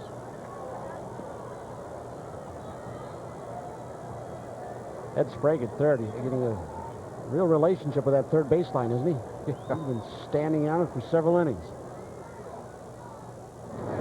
Upstairs. Gallego was the last base runner the Yankees had when he was hit by the pitch in the 8th inning. Last hit the Yankees picked up was Kelly's single on the breaking ball by Hinkin in the 6th. Wow. Strike 3 call, and now Gallego's upset. He thought that pitch was off the plate, down and away. This strike zone, that broad, this game may never end. 3rd strikeout for Williams. You can't reach those babies. A little slider. And boy, he's trying to work it, isn't he? He's taking advantage of the widened strike zone. Interesting thing when you see a catch like Border just jerk it in a few inches. You know, if you're an umpire, you wonder if it was a strike, why did he jerk it in? Missed it. Pat Kelly was jammed, and Olerud trying to come up with it. Short hopped the ball in the coaching box down the first base side. Strike 1. And what happens, you can see how much more effective inside pitches are to right-hander. If they know and they take the strikes in with them, if the umpire's calling that pitch, you've got to protect against it. And you take that strike zone with you, and you become extremely vulnerable inside. Low and outside. 1 ball, 1 strike. But for a good part of the season, a lot of people are complaining that the strike zone was too small. So I guess the umpire can't win.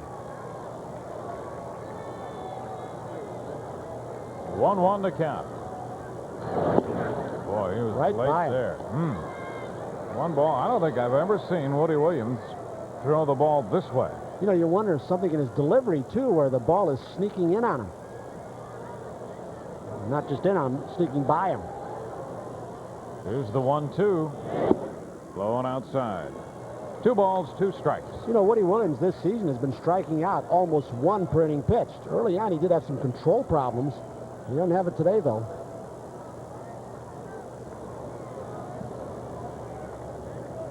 Here's the 2-2. And he strikes out Pat Kelly. That's 4 strikeouts in 2 innings for Woody Williams. 1, 2, 3 go the Yankees, and we're headed into inning 12. 6-6 tie.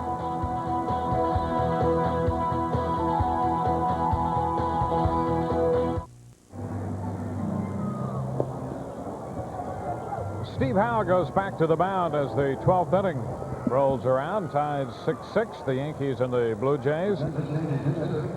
Steve with 2 official innings under his belt, and he'll face the middle of the Toronto batting order, starting with the number 3 hitter, Paul Molitor, then down to Joe Carter and John Olerud. How can you keep getting better with age, huh? Molitor seems to had his first 100 RBI season last year, but he hit 3rd in the lineup, or 6th at times, depending upon whether it was left or right pitching. This year he is heading for another 100 RBI year. He'll be 38 years old in, a little more than a week. The pitch is a strike. He singled and scored in the 6th. Grounded into a double play in the 9th inning. Facing Steve Howe for the first time in this game. And lines it into left. Here comes Polonia, and Luis makes the catch. Louis Polonia with the grab on a hard hit line drive by Molitor. I'll tell you what, you got to be a good hitter to level on this pitch, to hit it hard. This pitch is up and out of the strike zone. A fastball or borderline in the strike zone hits it this hard to Polonia. Can he wait long? As long as anybody I've ever seen. Ooh. One gone. Joe Carter steps in. See if Howe tries to pop him. And the last time Wickman changed the pattern and went away, they're going to stay away. Carter hits this one a long way, but it's going to be foul. Oh, it's fair. He hit the foul pole. Yeah. I thought that ball was going to hook foul, and it stayed fair and hits the foul pole. So Joe Carter, with his 27th home run, has broken this tie, and it's 7-6 Toronto. You know, there are only a few hitters who can take, and I believe that pitch was inside, and you talked about expecting it to hook. I did too. But some hitters, Canseco's one, Mattingly in his prime was that way, and there are a few others who can take a pitch off the plate in and keep it fair. Well, I just didn't think there's any way I didn't keep that ball fair. But when you hear the expression staying inside the ball, that's what that means. Now, this has got a little bit more of the plate than I thought. But again, it doesn't have any hook. It's just got that great straight underspin like Henry Aaron had him. He was another one could do it better than anybody. I mean, he proved it year after year. There it is. Hit the pole. Had no hook to it whatsoever. It was just as true as a beeline. Olerud, the one-strike pitch, and a base hit into center. So the Blue Jays follow up the Carter home run with a base hit from Olerud. Here's that Carter home run swing. You know, a guy who really top-hands the ball usually puts that rotation on it, makes it hook. Not the case with Joe Carter off the foul pole. So it's 7-6 Toronto. He's always been a big inning player, hasn't he, with a bat in his hand? Yeah. I mean, he's been a pretty good outfielder, a good base runner, base stealer. We're going to see Osanya. He's been warming up down there. Mike Huff is due. Billy Connors out there. Molitor hit the ball hard on a line. There's Osanya on the bullpen. Polonia caught the ball that Molitor hit, but on the first pitch, Carter hit one down the left field line and hit the pole for a home run. Well, you know, we've seen a few balls hit hard. The ball that Sprague hit to him is the 10. It's been unusual for Steve because they haven't hit him very hard. Line drive to end that inning with 2 on. Line drive by Borders to center field, leading off the 11th. Line drive by Molitor in the first, and a home run, another line drive. So Steve comes out there trying to spot the ball, but not perhaps with his best stuff. Now Mike Huff. You know, he's been under a lot of stress Ball too. Not, I don't mean on the field stress, but he's the player rep. He attended the meetings yesterday. Apparently was very vocal. Yeah, Hal and he's been Paul asked for a lot of Gibson. interviews. Yeah. The two of them have been kind of dividing that role. Huff, fly ball into center field. And Bernie Williams makes the catch for the second out. You know, there's a great deal for the players rep to do to keep his contingency, which is his team, informed as far as when the conditions are going to change, if they are, what the plans are going to be, so they can be in constant touch. And when you're going to have some players, when this hits, some of whom may be heading out of the country, and if, as a lot of people hope, it is short, you want to get them back as soon as possible. And Steve's had to handle a lot of that stuff by himself. It's only the second home run Howe's given up this year. The other one was to Albert Bell. So Bell and Carter have hit the home runs off Steve Howe this year. Yeah, over 19 appearances before that home run. The only run scored off Howe, charged to him, was Bell's home run. Cole sends a fly ball into center field. Bernie's there to make this catch, and that retires the side. 1 run on 2 hits. The big blow, the home run by Joe Carter, his 27th of the year, and that, for the moment, has broken the tie. We go to the bottom of the 12th. 7-6 Toronto.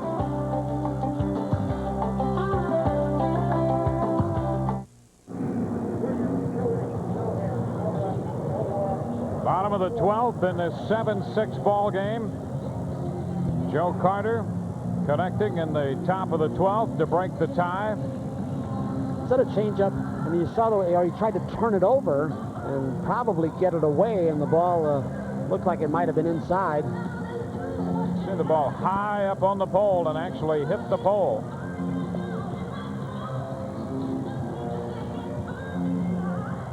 Carter watching that one go. He's not sure either until right about now. There it is. They got their closer in now. He's got 17 saves, Darren Hall. Steve Howe not happy as he hit the dugout. And Darren Hall, the 30-year-old right-hander in the ball game, the 4th Toronto pitcher.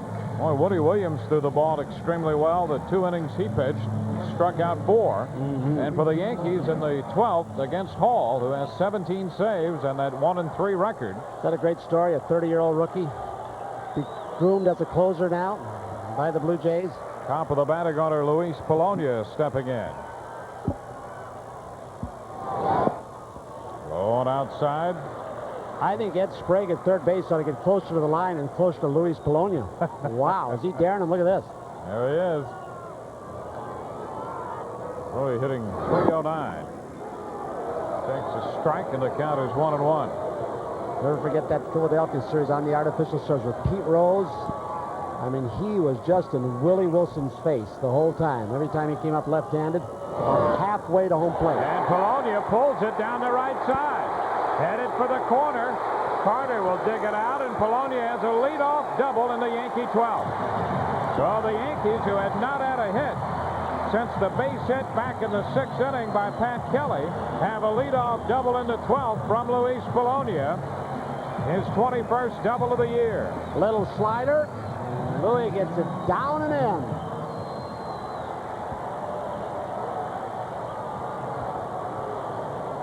Now Wade Boggs is due up here as Borders goes out to talk with his right-hander Hall. 3 cracks to drive in. A great part of the order for Buck Showalter to drive in the tying run, but the Yankees in this situation and Buck not thinking tying.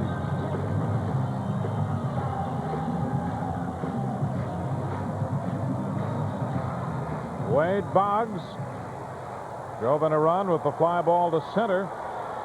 That came in the 3rd. He also has a double on the day.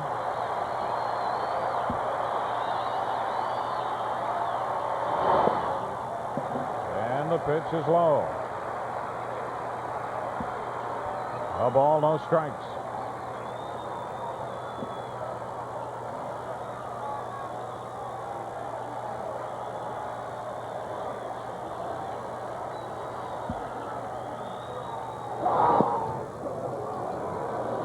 Strike. It's 1-1. Fans here very grateful as Castillo gets up, the left-hander, and Mike Timlin. Fans grateful to get a little extra baseball, at least for today.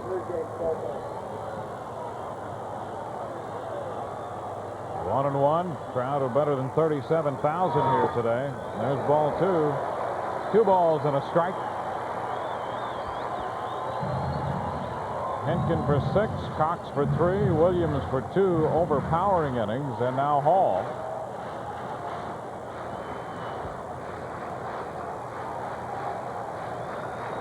The 2-1. That's ball 3. Dug out by Pat Borders. 3-1 the count to Wade Boggs. On deck, Paul O'Neill. Darren Hall appears to have a very hard sinker, but against a disciplined team like the Yankees, the sinker's most affected from the knees down. A lot of these hitters, Boggs particularly, he won't swing at those out of the zone. Here's the 3-1. And a big chop up the middle.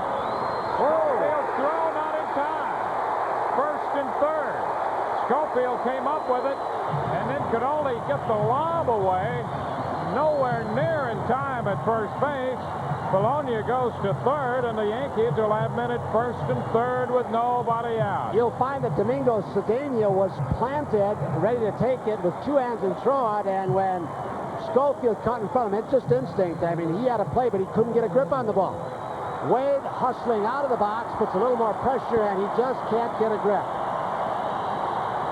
So the Yankees have men at first and third. That's a base hit for Boggs. You can see that ball come off the side of the hand of Schofield. Just kind of float to first base. Now, Paul O'Neill steps in, hitting .360. And the pitch is outside, ball one. So the Yankees come battling right back in the bottom of the 12th. And another good thing we've seen about this Yankee lineup is that they don't get over anxious late in the ball game and try and do it all themselves. Paul O'Neill getting ahead in the count, as did Wade Boggs. He took a rip and fouled it back. 1-1. The Wade Boggs influence, that's Poloni in third, but the Wade Boggs influence really is immeasurable on this team. We've said it a million times already, but it's one of those things, as you watch his approach, it has certainly been catching.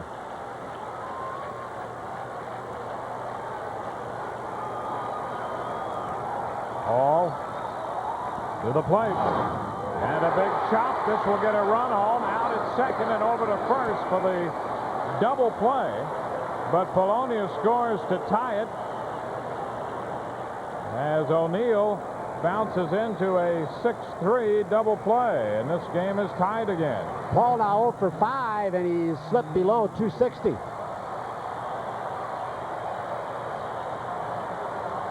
360, excuse me. He went after a sinker ball and couldn't get it off the ground. Danny Tarnable takes one too high, ball one. It's a 7-7 ball game.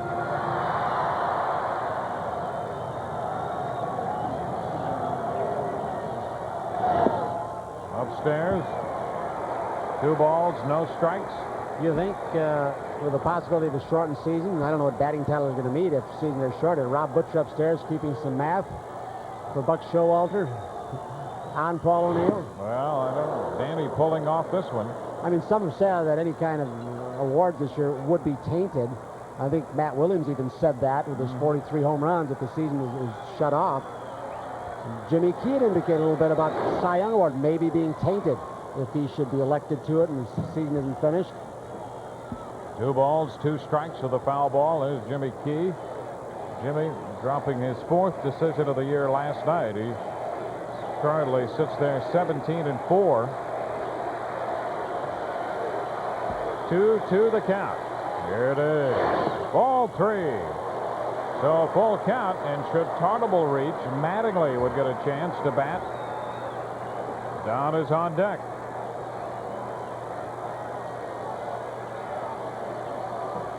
The 3-2. And a bouncer to the left side. Sprague up with it.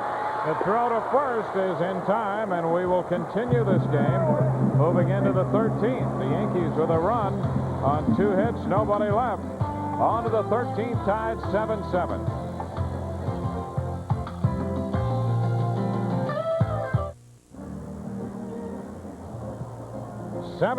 As we go into the 13th inning. From Yankee Stadium, Joe Asandio will take over for the Yankees. Following Steve Howe, Asandio becomes the 4th Yankee pitcher. 2-0 on for the 13th time. You know, I think like Bob Wickman, Joe Asandio has shown that you can bring him back day after day, sometimes 3-4 days in a row. His arm is that resilient, and that's always good for a manager to know that he can do that with his bullpen. Of course, the other part of that equation is that Buck has really learned, I think, more this year than in the past. And his old buddy in the minor leagues, Russ Monkmeyer, who was one of his tutors down there, taught him about handling a bullpen. He's doing it on a major league level, not burning pitchers out in the bullpen before they come in. Another part of his growing process. And in the 13th, Ed Sprague leads off for Toronto. Sprague, then Borders, and Schofield.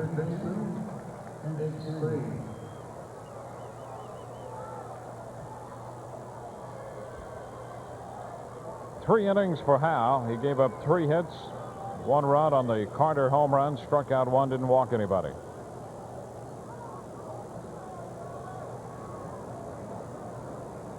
Sprague batting .238. Santio's pitch is upstairs, ball 1. Sprague tripled home the first 2 runs of this game way back in the 2nd inning. Santio dropping down and missing. 2 balls, no strikes. Melito Perez gave up 5 runs, 4 earned in 6 1/3 innings. Wickman charged with a run and Howe with 1. Sprague hits this one a mile to left. Bologna all the way back, and this one is gone. Sprague belting his 11th home run of the year, and that makes it 8-7 Toronto. 2 balls, no strikes, something that a manager, pitching coach, and that pitcher dreads doing to a power hitter like Sprague. And get behind, you sit on 1 pitch.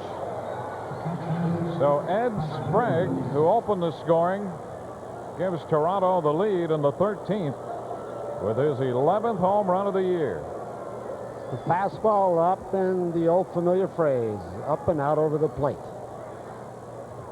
The 2 vulnerable spots for a pitcher to throw through: down and in, or up and away. It's not an absolute, but you get hurt on those pitches a lot. Pat Borders taking the first pitch for a ball. It's 1-0. Upstairs, 2-0.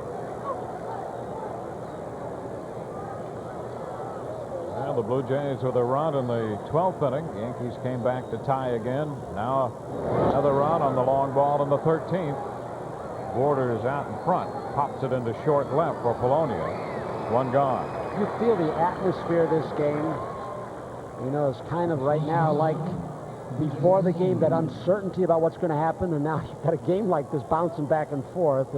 It's typical of what's happened in the last couple of weeks, last few days especially, and all day today. That real funny air before the ball game, whether you're on the field, up in the press box, in the clubhouse, and right now. And, nobody knows what's going to happen, not just in this game, but after tonight.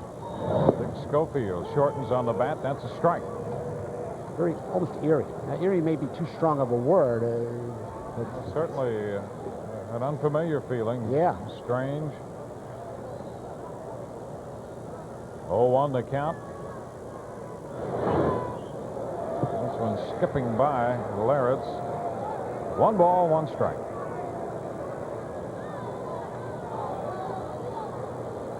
Sandio, the 4th Yankee pitcher.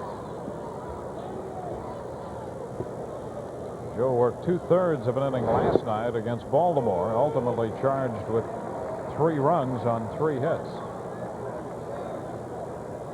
He's ahead of Schofield, 1 ball, 2 strikes.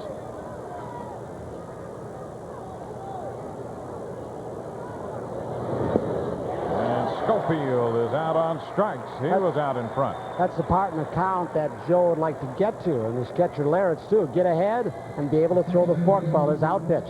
You get 2-0 as he did to Sprague. It's a fastball pitch, fastball situation.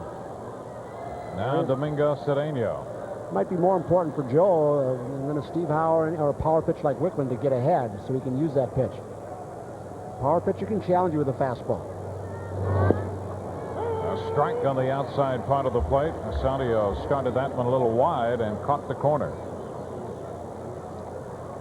Cedeno took over in the 6th inning at second base for Alomar. And a strike again, and Cedeno's not happy. 2 strikes the count. I think he's more unhappy with the height rather than where it was in the strike zone. I think he's concerned that it wasn't high enough. And he's out on strikes. Sandio made quick work of Cedeno. 1 run on the home run by Sprague. Nobody left. We'll go into the bottom of the 13th. 8-7 Toronto.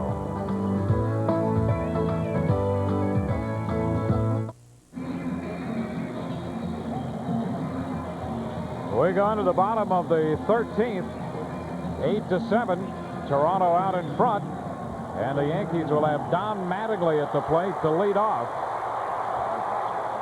Mattingly, Laretz, and Bernie Williams against Darren Hall. Well, the Yankees, who came back last inning, again find themselves down by a run as they open the 13th. Mattingly taking the first pitch too low for ball.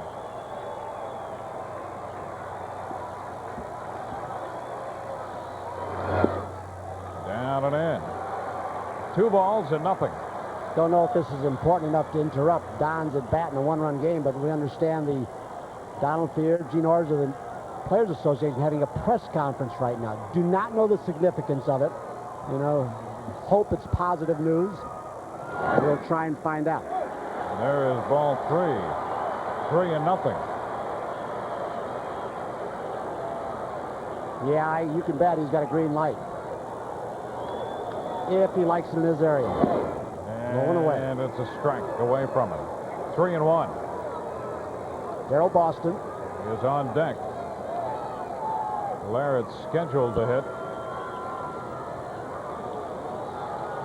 Ball game in the 13th.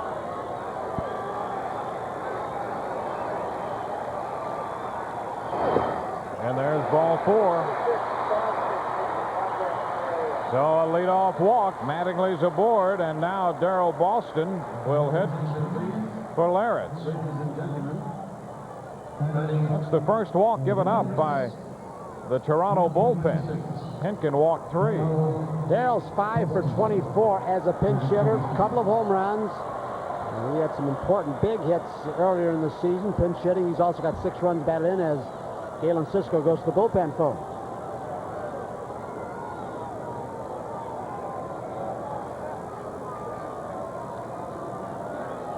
Bullpen busy again. Timlin, Castillo, Boston fouls this one into the Yankee dugout for a strike. So Darryl Boston off the bench to pinch hit. We saw Noakes with a batting helmet going up and down the bench for a while, and again, maybe the catcher, but also there's a possibility if you get through Bernie Williams for either Gallego or Kelly, you know, you've got Noakes ready for a pinch hitting assignment. Boston takes this one away. 1 ball, 1 strike. Now I would suspect with Mike having, if it gets that far, Mike having gotten hit so hard on that elbow, it may be difficult for him to swing the bat. The 1-1. Boston fouls this one, and again Hall trying to keep the ball away from the left-handed power of Darryl Boston.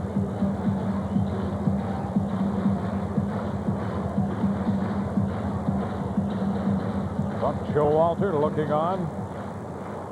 Yankees had a couple hits off Hall in the 12th inning. Now a walk here in the 13th to open it.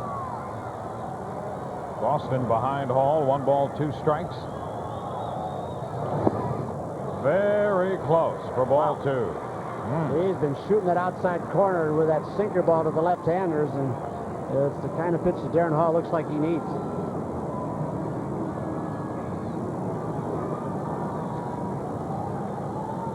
To the count. And outside again for ball 3. The count all the way out. He is trying to be very fine to the left-handed hitters with that short porch. Now he will be coming a little more to the center of the plate. He walked Mattingly. Has gone 3-2 to Boston. Buck Showalter, what's he going to do? Send a pinch runner in, I think. Yeah, looks that's like what he's Gerald doing. Williams. Gerald Williams will run from Mattingly here in the 13th. So Mattingly lifted for the pinch runner. So Gerald Williams comes off the Yankee bench. So they have Noakes and Velarde. It keeps Olerud in this 3-2 situation holding the runner Gerald on. He might have played behind to protect it, so it gives a little more of a gap to shoot through for Darryl Boston. Over to first. Williams back in.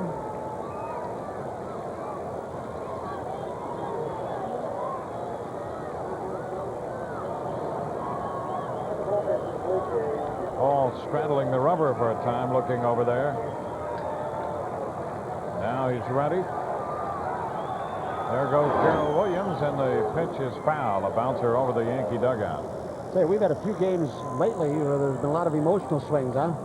You said it. The Baltimore games, a couple of those, and Minnesota. The Herbeck game where he got the base hit up the middle, and there's emotion there because maybe the last, well, it's going to be the last season for Herbeck. How long the season goes is the thing. So it was kind of emotional when we were on the road.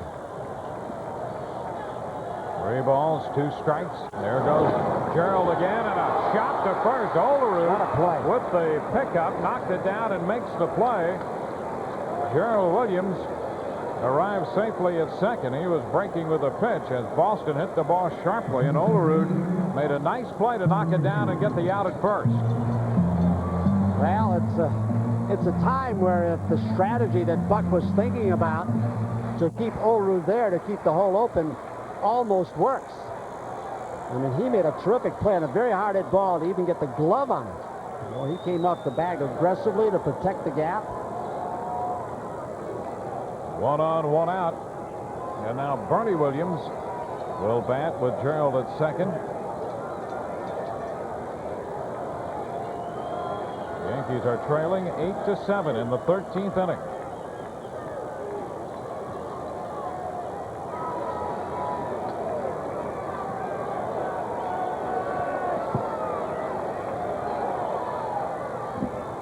Long look by Hall.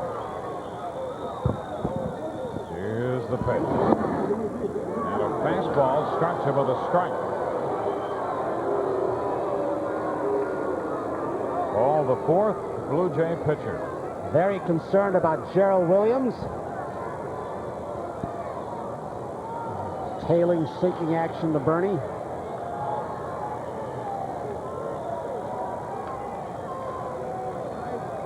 Now the 0-1. Bernie takes this one down and in. 1 ball, 1 strike. That's action in the bullpen. Is that Dave Righetti? Yeah, I think it's Yep, Dave. Dave Righetti. How about the irony of this? A brilliant career here with the Yankees, a no-hitter for this ball club, banged around, chance to come in this ball game. That's Timlin, the right-hander. Wow, what a And a play. strike. That one started wide and caught the strike zone. 1 ball, 2 strikes. Backdoor breaking balls, it looked like it had plenty. I mean, it's just a terrific pitch to throw with having busted him inside, and the sinker ball came back.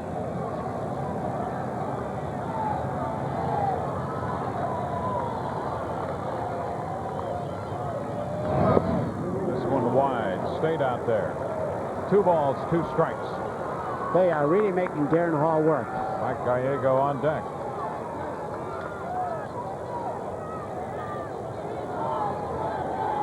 Gerald Williams came on as a pinch runner for Mattingly. Bernie at the plate. And the 2-2. Struck him out. The slider, take something off, a breaking Was up. pitch, was out in front. Bernie out on strikes. That's the first strikeout for Hall. You just might have seen part of the, maybe a big part of the recent success of Darren Hall in his closer's role, that he can throw that breaking ball over for strikes. Deep in the count, behind in the count, 3-2. And now Matt Noakes will pinch hit for Mike Gallego. The Yankees down to their final out here in the 13th. Here comes Galen. Scouting report.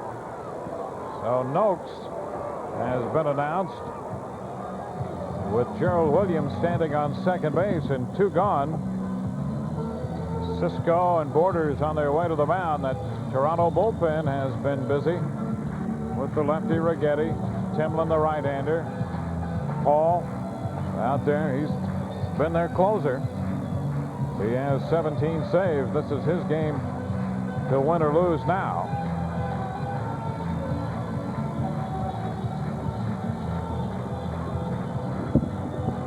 So they go over Noakes. Dwayne, we did. Hall stays in there. Excuse me. We did check with the Players Association office. Gene Orza, one of the counsel, said there was no official press conference. Just talking to a couple of writers over the telephone, and there have been no new developments. Okay. Well, more and more, it appears that there will be the work stoppage.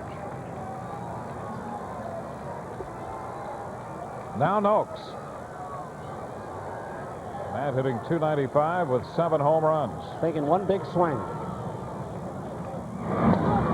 he sends a high drive deep to center. Huff is back, Yankee has room, and he makes the catch. What a try. To end this one. Noakes put one big swing on it. Skies out to center, and this game is over.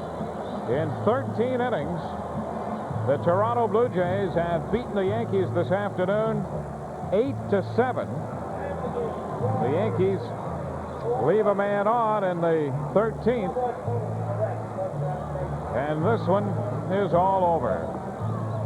A 13-inning contest, 8-7 the final. Toronto over the Yankees. So the Yankees now 70-43 for the year. And we'll wait and see if they truly will be that for the 1994 season, or if a work stoppage can be avoided, and if not, how short or how long that might be, and what will happen with the rest of the 1994 season.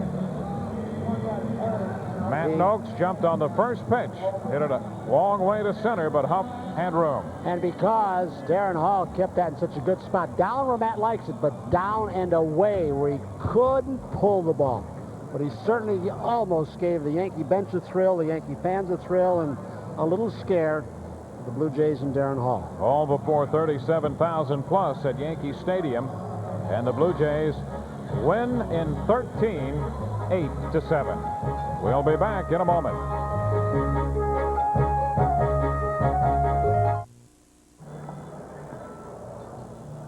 Back at Yankee Stadium, a 13-inning contest this afternoon between the Yankees and the Toronto Blue Jays. And as we check the Jeep Eagle game summary for Toronto, 8-12-1 with 9 left. For the Yankees, 7-9-1, 7 left all the winter. His record 2-3. Joe Asanio, the losing pitcher, 2-1. Tarnable hit his 19th for the Yankees. Carter and Sprague hit home runs for the Toronto Blue Jays. Sprague turns out to be the difference in this ball game. Paul O'Neill, 0 for 5. He's now at .359 for the year. Took 4 hours and 6 minutes to play this one before 37,333. Tony, the only thing I think most fans who leave this ballpark better than 37,000 are hoping that somehow, even though there may be a work stoppage of some sort, they're hoping for the best, hoping it'll be short and we can be back here shortly to resume play. An emotional ball game, but I think more so for players, ownership, vendors, and all else, as Al started it, and all the other people. A very emotional day as far as the uncertainty of what is going to happen. If there's anything important about it, yeah, the Yankees are in first place with the second best record in baseball. Only the Montreal Expos are better. The Yankees have the best record in the American League. They have a lead. What does it mean? That's part of the uncertainty. Yeah, and you really don't know what that means, other than the strategy was to be in first place when the anticipated work stoppage approached. The Yankees have managed to do that, but in regard to what that will mean to them, how long or how short this thing may be, nobody really knows. We're like everybody else, trying to figure out what's going to happen. We'll just have to wait and see how things develop. Well, I don't know if the plans of some of the Yankee players and the Toronto players are to hang around here until midnight, or if some of them are going to hop in their cars, head for the airport, close their places in New Jersey or upstate or downtown or whatever it is. Some of them may be scattering. The last word we had within the last half hour from the Players Association office was, there is nothing new. There's always time, but there seems to be absolutely no movement. Yep. None. And we hate to be pessimistic about this, and we can only hope for the best. In extra innings here, in 13 innings, the Yankees have been beaten by the Toronto Blue Jays. We hope that we'll see you soon. Now let's go to Gus Johnson at the sports desk. Thank you, guys. Well, a couple of important games going on in the National League today as the Reds and Astros continue to battle it out for the top spot in the Central Division. Stros started the day trailing by a half game. However, they had major problems with San Diego. They lose it 8-6. Meanwhile, same story for the Reds as Ramon Martinez throws a 7-hitter, picks up his 16th career shutout. Dodgers beat him 2-0 the final. Golf now, the Americans will have to put up or shut up this weekend. Competing at the PGA Championship in Tulsa, an American must win to prevent an international sweep of the 4 major tournaments. Now, if that happens, that will be the first time ever. And right now, Colin Montgomery is in the clubhouse at 3 under, and he's chased by American Phil Mickelson, who is 2 under rather, at this present time. Meanwhile, don't forget to join us tonight at 11 p.m. for a special look at the baseball strike We'll hear from Commissioner Bud Selig and Don Fear, the players' representative, and our Michael Kay will be joined right here by the Bullet himself, Bob Page, all coming up tonight at 11. Well, that's it for now, but coming up in a moment, we'll go back on out to the stadium for more on the ball game with Al Trotwood. Stick around.